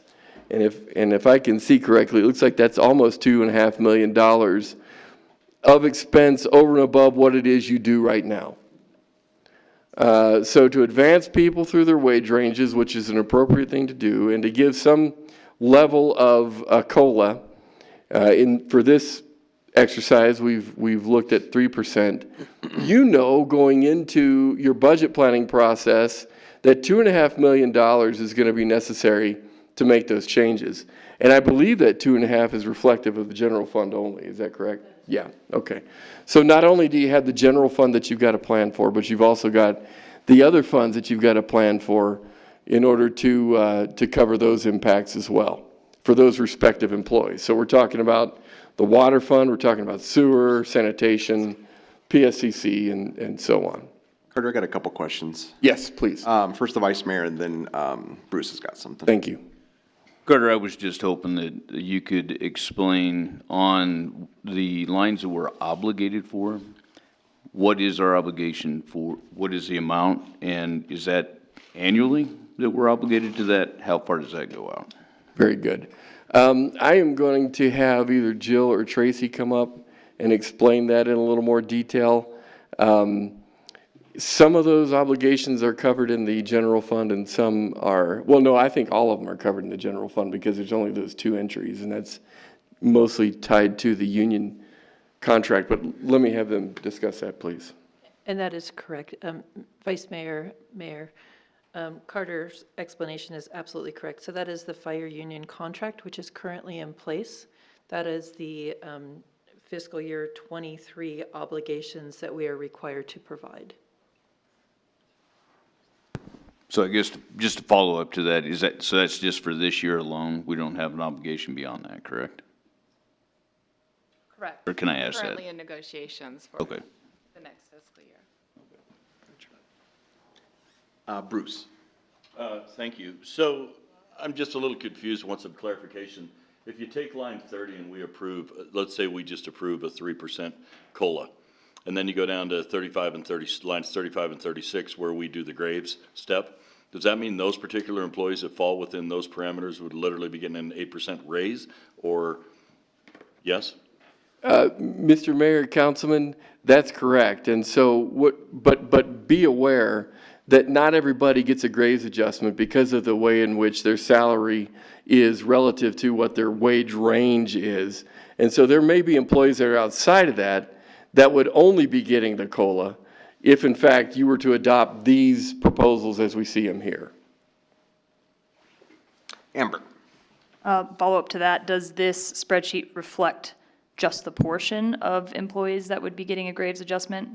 So this is relatively accurate in terms of what we would expect from the Graves adjustment. Mr. Mayor, Councilmember, I would say that is correct. If this is meant to reflect those who are still on the wage range and would be receiving that bump as well. Any other questions? I guess so the people that have basically topped out and that haven't received a wage, where are they falling in? For those that, Mr. Mayor, council member, that are topped out and are not subject to step increases because they're outside of their wage range, you do not see their cost implications on the line that reflects the Graves adjustment. They will not be figured into that. However, the 3% that you see in the COLA entry would capture their salary and respective cost because they would be subject to at least a COLA. And in that case, that employee would receive a 3% increase. I'm not even sure how many employees that we have that have stepped out. I mean, do you have a ballpark figure? Is it 50, 100? Mayor, members of council, the majority of our employees would get something because when we went to Graves, we elongated the steps. So I believe there are under 20 that would get less than, like if there was a 5% suggested for a wage increase, they might get less than a 5%. But everybody would get something. Even, I mean, there's some that are so close to being at the top of the range that it might be, you know, $1 or something like that. But the majority of our employees would all get something.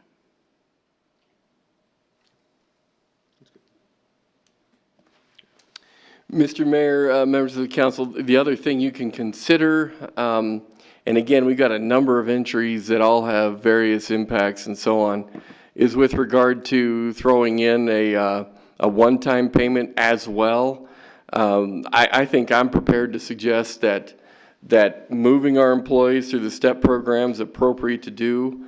Providing some level of COLA is appropriate to do, given the circumstances we are seeing, particularly locally, with costs of basic goods and services on the rise. Another thing you could consider is that of how potentially a one-time payment could play into the mix here. In this circumstance, if in fact you were interested in doing something in that category, that is a one-time payment. It does not push salaries up to be perpetually borne by the general fund or any other fund. That's a one-time payment, it's a one-time shot in the arm, and does not have the same impact as a COLA or a STEP does. And so let's just add a couple figures for council to observe the trends here. That yellow figure that says 510 is generally the area that we're working on. That's the number of employees that would be eligible for a one-time payment if council were interested in doing so. If we were to put in, say, $1,000 grossed up so that their net payment is $1,000, you can see what happens there when we add that figure in. We're currently at 2.4.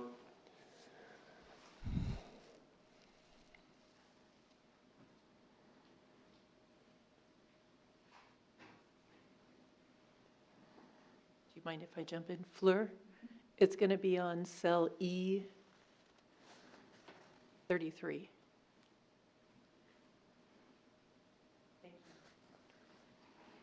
Can you tell me the number?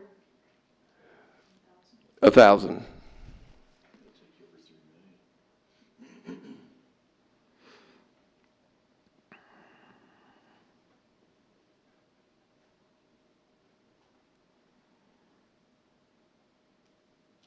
Now, oftentimes what council has done in the past is provided not just the $1,000, but also the tax impact that each of those payments have, so that the check that the employee receives is actually $1,000 versus what would be deducted from that gross payment of $1,000. And so that's a nuance that council could be aware of as well, depending on what you want to do. We're obviously just using $1,000 as a point of discussion more so than a concrete recommendation. But you're right. The more you consider, even from a one-time standpoint, the more we end up having to come up with from a revenue planning standpoint as well, unless council were to consider options that would not necessarily require operational revenue to cover the cost of a one-time payment. And council's certainly done that too. We've had a balance of operational dollars from previous years that we've been able to use for one-time payments because of its one-time nature. And I certainly would advocate that if council were interested in a one-time payment being a part of this formula, whatever part you would want to see. Can you have her put the $1,000 on 34? Sure, you bet. It's going to change that number. It will. And as a matter of fact, you can see what the real cost of providing that $1,000 is right next to that entry, if in fact we're talking about a net payment of $1,000 to each employee. And then you can see the bottom line number for the general fund there being right at $2.9 million. So would it be your recommendation, I wouldn't think it would be your recommendation to give a COLA and a 5% raise and a one-time bonus? I wouldn't think that would be your recommendation, would it? Or would it? Well, Mr. Mayor, Councilman, I guess that's why I'm here tonight, but I will tell you that I do think there is data that suggests a COLA is appropriate. I certainly think that giving our employees the opportunity to progress through their respective wage range is a good thing to do as well. The challenge comes with regard to what you're comfortable with respect to what that total amount looks like. You were mentioning earlier, Councilman, that some people could ostensibly receive an 8% raise, given the combined value of the COLA and the STEP. Some people would receive less, but the reality is it's probably a good average with regard to those who are still on the STEP program and haven't been stepped out, as it were. That would be their maximum sort of benefit, right? The one-time payment, given that it has the potential to be funded elsewhere and not through operational dollars, makes that a little bit more satiable, if you will, as an option. But I would say that as a baseline recommendation is concerned, for you to consider, I do think we have to do some element of a COLA, and I do think we have to do some element of a STEP, at the very, very least. Steve. Well, you both stated basically what I was going to ask about in state, is that I think the way the employees look at it is inflation's not going to come back down. So the one-time payment that we did on some of those years didn't help them the next year at all, because prices still went up. Back before 7, still went up 3%, and they're still making 2 years ago's wages. So net, they're taking pay cuts every year. So I think someplace along the line, the employees look at and are better to be able to be retained by giving the COLA versus a one-time bonus payment. So that was kind of my statement along those lines. I agree. So Carter, when we're looking at, you're coming to us saying with a tentative recommendation of a COLA and a STEP of some sort. So my question would be, or to look at how we get to that, back to those steps. The question is that, are you looking to council, and maybe it's not this minute, but during budget, of what that percentages are going to look like? Is that what you're kind of hinting at? Because with the recommendation of the COLA and the STEP? Mr. Mayor, I think that's fair. You know, certainly there's a lot more science that needs to be applied with regard to how we're going to make the entirety of the budget work. And obviously personnel, albeit a large portion of your operational budget, is not it. You know, you've got a lot more to consider. And so if I can get a general feel that looking at a COLA, looking at a STEP is okay and appropriate in your eyes, given what you know now, and I realize you don't know everything that you will and may, that is helpful to know. If, on the other hand, you feel like, man, a COLA just doesn't seem doable, let's stick to steps, that's feedback I would take. But as far as my baseline recommendation is concerned, as far as, you know, what I'd kind of like to see where we might have departure in thought, I would like to propose a COLA as well as a STEP. And if you're okay with at least that general format, then that gives me something to work with. Otherwise, I'd sure be interested in your input. I'll go start with Amber.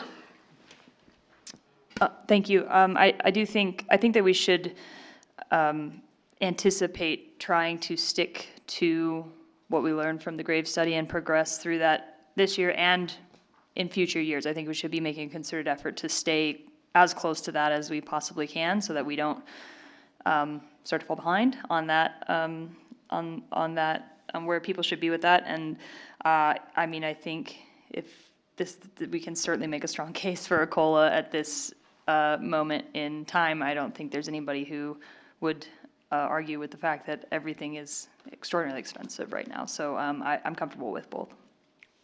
Okay. Bruce. I would like to think our greatest asset is our people. And so I mean, I think a COLA is certainly in order. I also think, like Amber said, following the grave studies in order.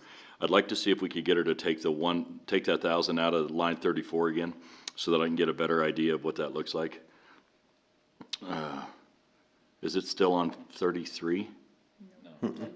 Okay, now I see it now. So, for me, I guess a lot of this is really gonna depend on where the rest of the budget comes in, and do we have, but this being our greatest asset, it seems to me like this is something we're certainly gonna have to look at very, very hard. So I'm certainly a proponent of both for our employees, the COLA and getting back to the graves, but it'll be interesting to see how this all fits in on our budget. Lisa and then Steve. The one thing that you haven't said is, are you recommending the $1,000 on top of the step and the COLA? Mr. Mayor, council member, not necessarily. I think I'm way more concerned about funding a COLA and a step than I am a one-time payment. And the reality is, with regard to those two categories of expense, the broad categories of expense, we're almost talking about apples and oranges, because COLAs and steps are siphons on operational dollars. One-time payments don't have to be. And so if indeed I do get the general green light to look at a COLA and look at a step, I'm very satisfied with that direction. And I would view a one-time payment as almost being gravy, even though I recognize that the opportunity to take those one-time dollars to catch up on bills is not a luxury necessarily for a lot of people. It's an absolute need. So, but at this point, I am just talking about basically a COLA and a step increase. Steve Cathy. To go back to one of Lisa's questions too, about who would or would not get, or how many people wouldn't get a raise.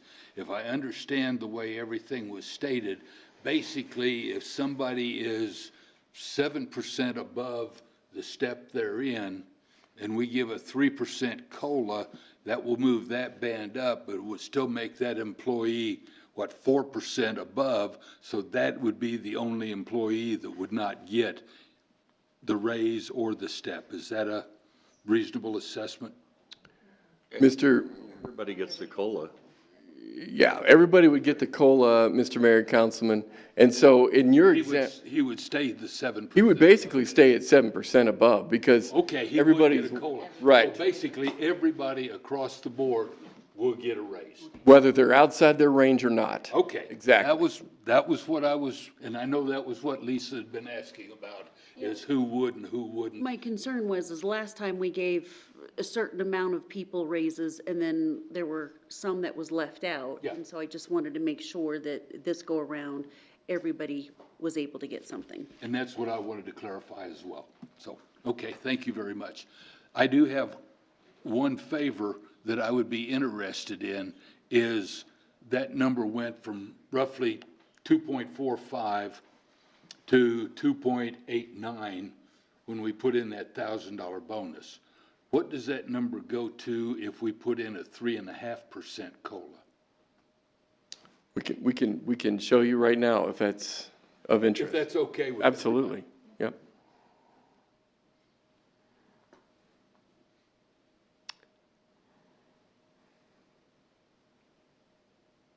We increased it $50,000. No, That's 2.3. Not doing it. Rounding up on her. Mm-hmm.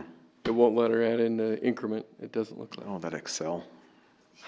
You could put in 4% and do the math. Yeah, do 4. Why don't you put in 4? That's a good idea. Go back to the 3.5.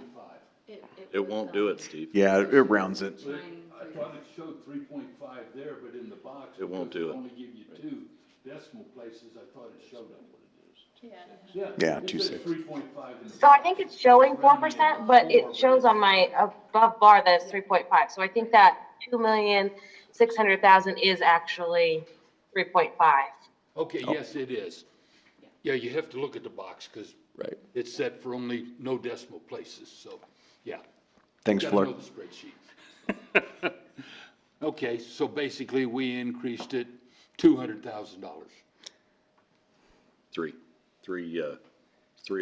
Oh, we went from 2.4 to 2.38 to 2.4. No, we went from 2.46, 2.476 to 2.645, $200,000. With an extra 0.5%. Okay. Jai? Thanks. Just a quick question on the graves. I can't remember if there's like a recommended percentage increase on an annual basis in that, or is that just completely conditional? Yeah, Mr. Mayor, Councilman, I appreciate that question. And the reality is there's kind of a bifurcated recommendation.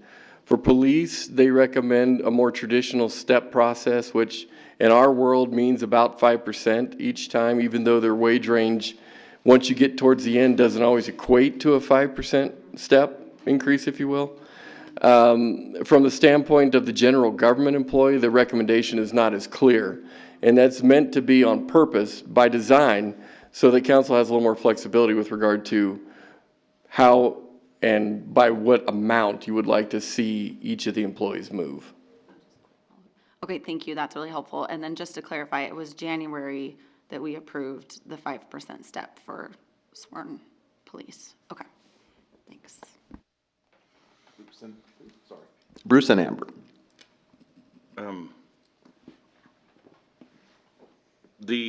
I guess if there's an employee for the city that's sitting out there watching this right now, they're sitting there banging on a table going, a COLA's not a raise, a COLA's not a raise. And realistically, it's not.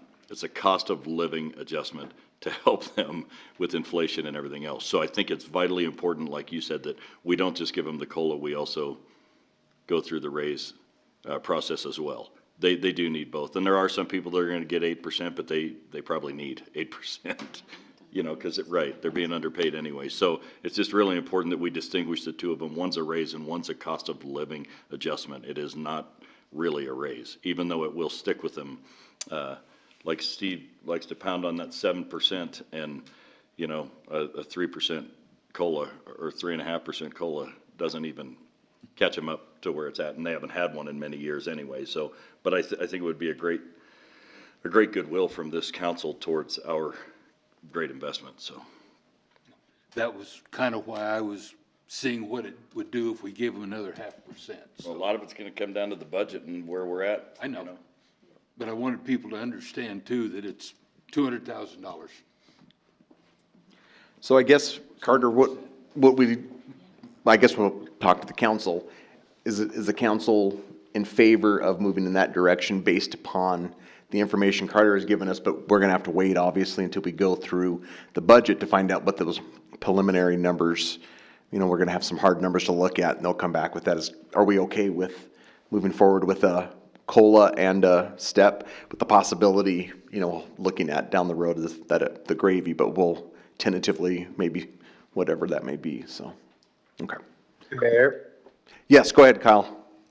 Thank you. I'm personally fine with moving forward, you know, planning for the COLA and the other one we're talking about. I'm sorry, I'm totally wiped. I didn't get in until midnight last night, so just barely hanging in there. Step. I'm fine with moving forward with whatever proposition was just thrown out there. But before we move on, I was just curious, Carter, what is the total budget for City of Kasparov? Is a big number. I'm just wondering, what do you anticipate? How do you anticipate finding that when we revisit this discussion here in a couple months? Do you have any ideas of where we would, you know, reallocate that monies from? Thank you. Mr. Mayor, Councilman, you bring up a really interesting point, and that certainly is the golden question as it relates to how exactly these things are paid for. Just as a matter of question, Jill and I talked earlier, if indeed we were looking to sales and use tax revenue, to cover the distance that the 2.6 represents from what we do now to what our new budget would need to be, that percentage, Jill, is what from sales and use tax revenue as an increase? I don't have that number right here. Okay. We need another $250,000 a month in sales tax revenue to cover that employee. In order to make that up. And that's the real trick, you know. Sales tax revenue isn't the only revenue source in the general fund, obviously, but as it relates to that being our bread basket, that's typically what we look to as being sort of a panacea for some of these questions. And so the answer to Councilman Gamrot's question is, how exactly are we going to pay for something like this? Well, my answer, particularly for the general fund, is going to be, where do we think sales tax revenue is going to go over the next year, you know, starting July 1 and there on. And that's the work we've got to do. That's the science we've got to apply to try to figure that out, because at the end of the day, sales and use tax is going to have to make up a vast majority of that number, as you might imagine. And that's if we stick to a 2.6 figure, right, in the general fund. I'm hopeful that we can look to other things as well. Direct distribution is going up a little bit. That'll help. We probably won't see severances and minerals go up at all, even though the state is receiving windfalls in that regard, potentially. We won't see property tax go up beyond what we are recognizing right now, probably. And so a lot of this burden will come on sales and use revenues. And that'll be a comfort question to you, whether or not you feel like that prediction and that projection is reasonable and accommodating of these kinds of expenses. Stephen, go ahead, Bruce, after that. I would think along the sales tax line of it, some people will obviously cut back due to the inflation and those types of things. But basically, as your price of goods goes up, you're going to get more revenue from sales tax just because of the price. If it was $1 today and we got a nickel, if it inflates to 2, we're going to get a dime. So our sales tax revenue is going to go up just due to the inflation factor as well. Now, how much and how much are people going to cut back will become the big question. But if they bought the same things next year as they did this year, we will have that revenue because of the extra tax due to the inflated prices. And Mr. Mayor, Councilman, you make a good point. My challenge has always been whether or not that's a dollar for dollar increase. So in other words, if we see a 7% increase in inflation over the next year, are we comfortable assuming that we're going to see 7% in sales tax revenue? No. I would be surprised if any of you were comfortable in that regard, but you're right. There will be. The point, though, is that because some of those people are going to cut back on spending, so they're not going to spend what they spent next year. But that starts to become where our level of comfort will be, and I'm throwing that out now, so we have a couple of months to think about it as we go to make that projection. You bet. You bet.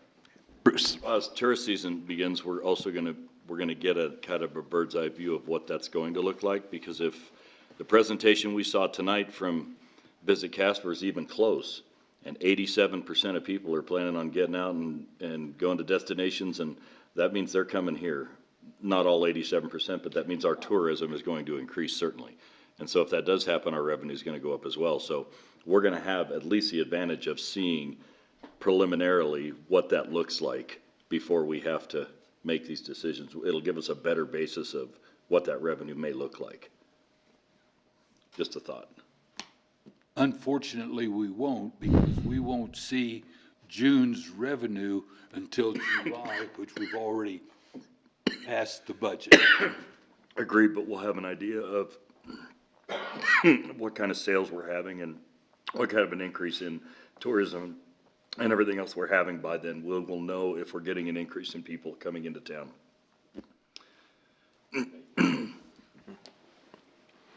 Any other questions, comments? Thank you, Carter. Thank you guys too for all your work. I know it's not easy. Yeah, it's not easy predicting the future. But we do our best. Thank you. But I will say that I think our employees do deserve something, and we need to work towards that somehow. So, thank you. Okay, agenda review. Thank you, Mr. Mayor. We have a couple things we wanted to kind of highlight with you as it relates to next couple meetings we have on our very near horizon. We have gotten some questions recently about the 311 app, and we thought it'd be helpful to kind of go through that a little bit with council, perhaps in the pre-meeting next time. And I would say next time because we are in a 5 Tuesday month, and we may not need to meet on the 5th Tuesday unless you would see it otherwise. And so April 5th would be when it is that I would anticipate those, that happening and other things potentially, depending on what you want to see happen for some of these items. As a follow-up, contractual police services management, we've been working with that outsourcing vendor, if you will, and we're hopeful that that agreement will come back to you ready to go by the 5th. Good news with that particular agreement is they have decided, if we can get an agreement done, to come off that 10% and actually give us a lower percentage that we would need to mark up our regular prices for those services by. And so that's good news and very helpful with regard to that idea potentially receiving the support that we need, I hope. We also anticipate a couple of the agreements that we talked about tonight, actually, coming forward in formal form, the audit services as well as the investment advisor services, being ready for the April 5th formal meeting. We are anticipating a personnel discussion in exec on the 5th.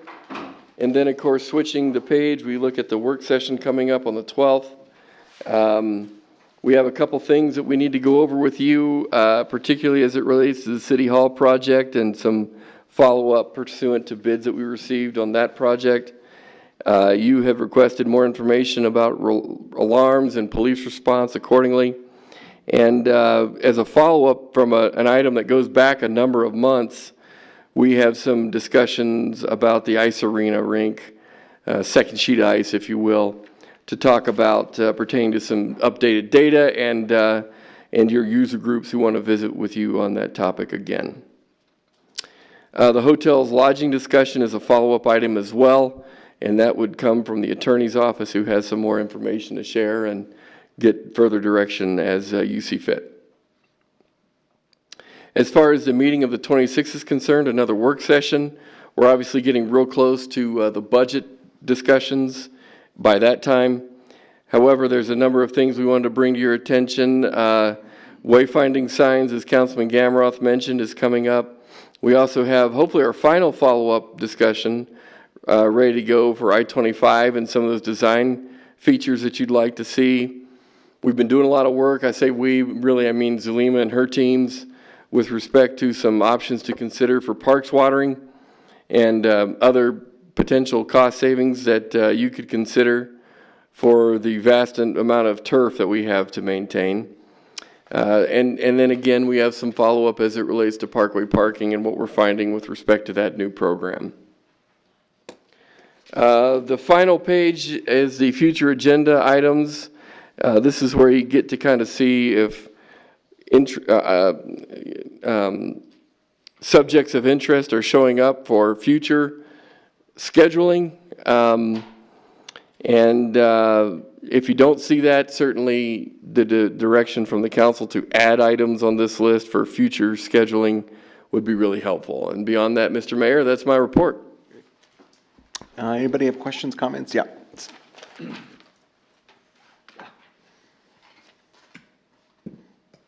I'll get it to work in a minute. On the exec on the 5th, don't we need to add one more thing onto there? Land? We certainly should, probably, yes, land. Okay, yeah, count that added. And I had one other,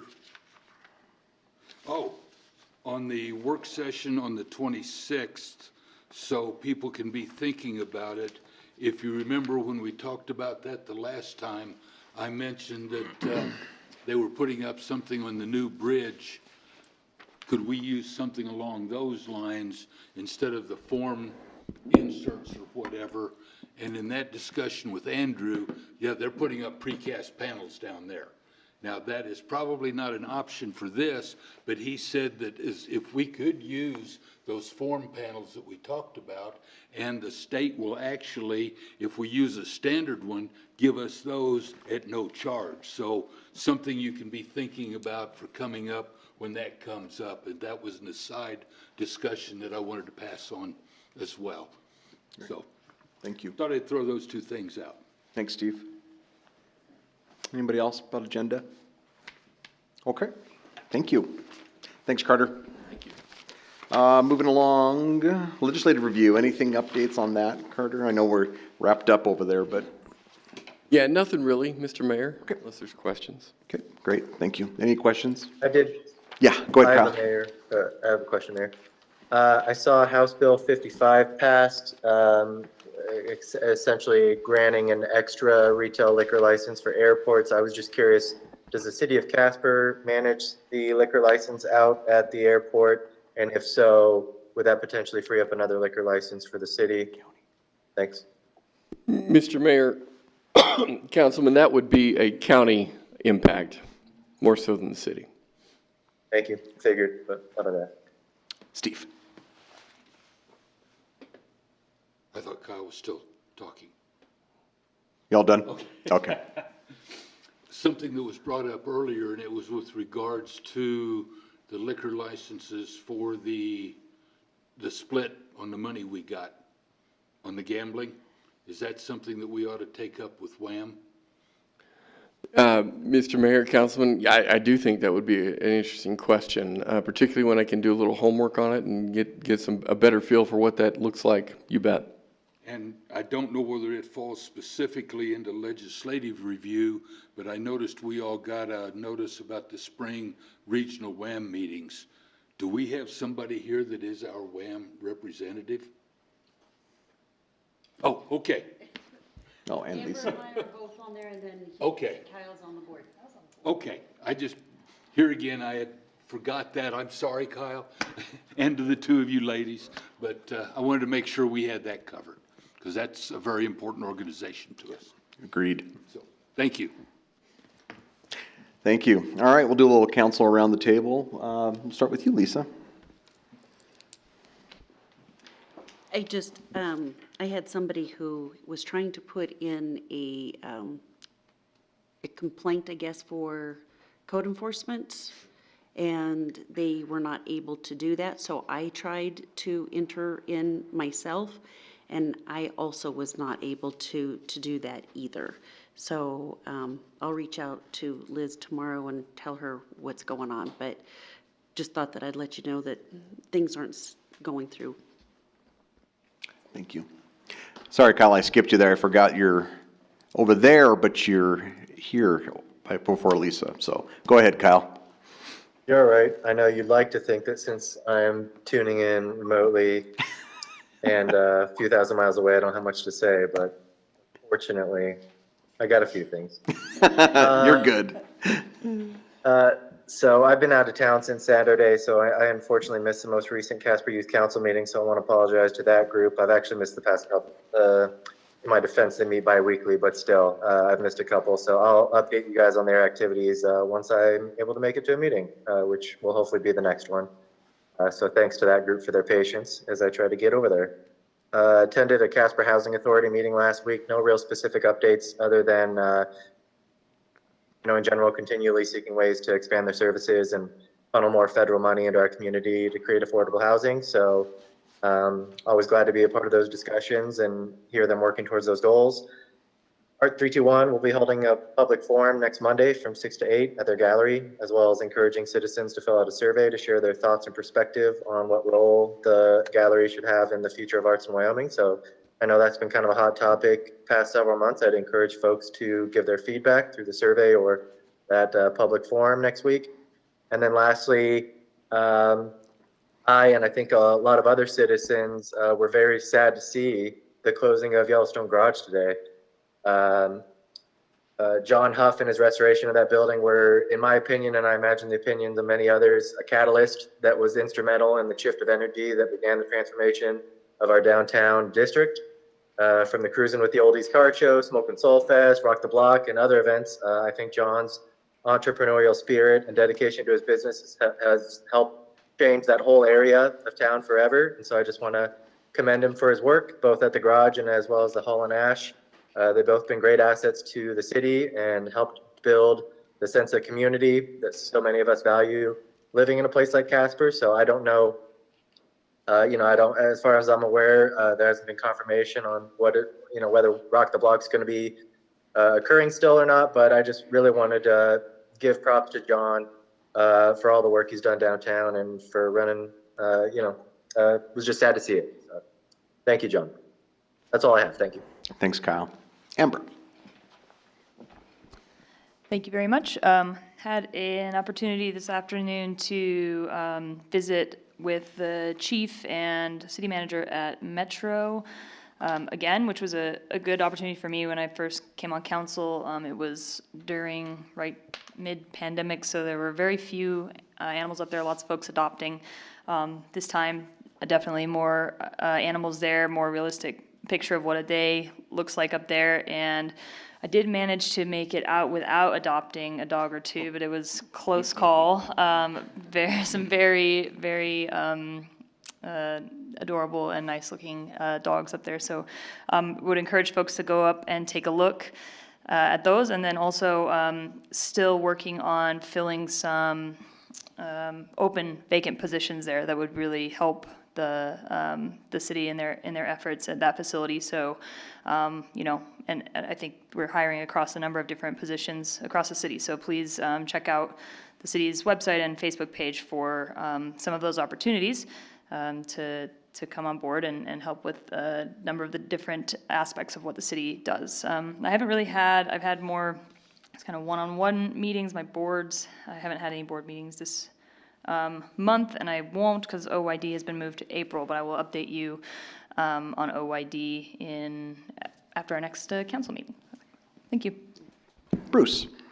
Just to piggyback on Amber, Councilwoman Ingerbretson and I also went on that tour today, and it's heartbreaking to go up there and not come home with one. They have currently, they adopted 20 dogs last week, so they're getting some people coming through and helping, but there are still 25 dogs available. There are 50 cats available. There hasn't been a cat adopted at all last week. There's some beauties up there too, by the way, but there's just so many animals that could really use a home. And if I didn't already have a plethora of animals, I would have taken another one. But they're open, their hours right now, they're starting to get a little better in the staff. They still need 2 kennel staff. They still need an administrative assistant and 2 animal protection officers. And even with the short staff, they're open Monday through Friday from noon to 5 and Saturday from 1 to 4. And if they can acquire 1 more kennel tech, they'll be able to be open 7 days a week. That'll afford them. But the short staff we do have is just working their tails off. There's so much to do. And even volunteers have to be vetted. You can't just walk in and start playing with the dogs. So if it's in you to want to volunteer, please get a hold of Metro. If you're looking for a job, I don't think I could do it. I'd have to take them all home with me, and then I'd be doing the job full time. But there is a need there. They definitely need help. And jumping on Kyle, because these are all in my notes, we did lose an iconic restaurant downtown today, and I actually spoke to John Huff. He's a friend of mine, and when you have to take money out of one business to keep another one going, it's really difficult to justify staying in business. And so I guess I'm just going to urge our people, when you have places in our town that you love going to, we need to patron those. We need to make sure that we're supporting them so that they can stay in business, because it's wonderful to be able to go to a place every couple of months, but it's awful hard to stay in business when people aren't coming through your door. So thank you, John. Thank you for all you did. And I do believe Kyle, Rock the Block, it's all finished. They're even the Hall on Ash, they're going to be refunding anyone that had weddings or anything else planned there. So they're just shutting her down. So it's just a shame. He's done so much for our downtown. I have a couple more things. Planning and zoning meeting we had last week. It's very slow for them. They had 1 item on their agenda, and the month before they had none. So I anticipate that'll start picking up as the weather gets better. There's not a lot of building going on in the winter. But want to thank, I think there's 4 new members on that board. So I want to thank those folks for volunteering their time. That can be thankless as well. They meet once a month. And then lastly, here's the one where I touch a nerve, as I always do. I want to publicly say that I feel terrible for our LGBTQ community. They are being just hammered right now over, and I have a couple gay friends that have reached out to me. They're just being hammered by this transgender woman who has decided to swim, and she went on and won the NCAA women's swimming. She is a biological male who was ranked number 6,624 of all male swimmers, and decided to switch over and become a female just this last year, and now is the number 1 ranked woman. And you know, it's your business if you want to be something different than you were biologically born, but I don't personally think they should be allowed to compete. Men should not be allowed to compete against women for that very reason. And the girl who took second place worked her tail off and was so far behind him that it wasn't even close. So my heart goes out to her, and I think you'll see the NCAA step in and finally make some changes now where biological men have to compete against biological men regardless of how they identify. That's all I have, and I thank you very much. Jai. Just a few things for me. So a couple of weeks ago, we had our Amoco Reuse Agreement Joint Powers Board meeting, and so just a few updates there. There's an opening for a Three Crowns board member.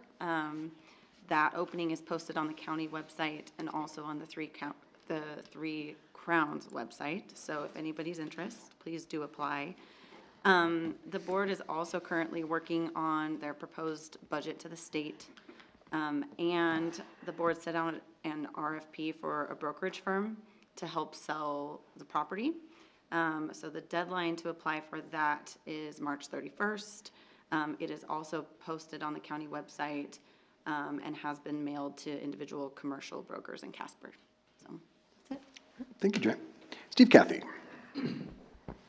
Well, I have a CPU advisory board meeting in the morning, and I got your memo about the speed limit on Casper Mountain Road, and you said it was part of the state business. I understand that when Outer Drive, speed limit there where it's 40 mile an hour on the west side, that was actually at the request of the city. And I would guess that, is there a way that we could write a letter to YDOT and ask them if they would lower that speed limit? And I would even throw in, if they'll send me the signs, I'll go change them. So I will do my community service there.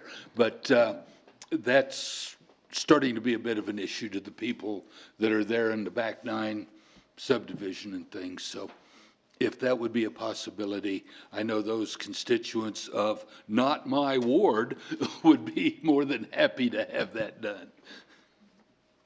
So I just thought I'd throw that out. And I'm advertising for the rodeo in June. Thanks, Steve. Vice Mayor. Visit Casper meeting was today, and the main thing that came out of that was the preliminary report was back on some changes at Ford Wyoming Center. There's some good changes in there. They're obviously going to come at a price tag. We don't know what it is, but there was some pretty eye-opening things in there as far as what we could be doing better up there. And the search is on for new CEO over there at Visit Casper to replace Brooke. That's all I got. Thank you. The only thing I've got to report is I had an LGBTQ advisory meeting on Friday. Just updated them on the process. John is working on creating a draft. I will mention that Cheyenne just passed an anti-bias legislation ordinance. I know the Mayor Collins signed it last week. Fantastic piece of legislation to fight against discrimination and hatred against people in the LGBTQ community. So we'll be looking forward to that as John continues to work on it to see where we're going to go with it. But bravo for Cheyenne for passing such a powerful statement for our communities here in the state. More to come. So thank you. Be safe, and thanks, Kyle, for joining us from Orlando. All right, thank you so much, everyone. Be safe. See you, everyone.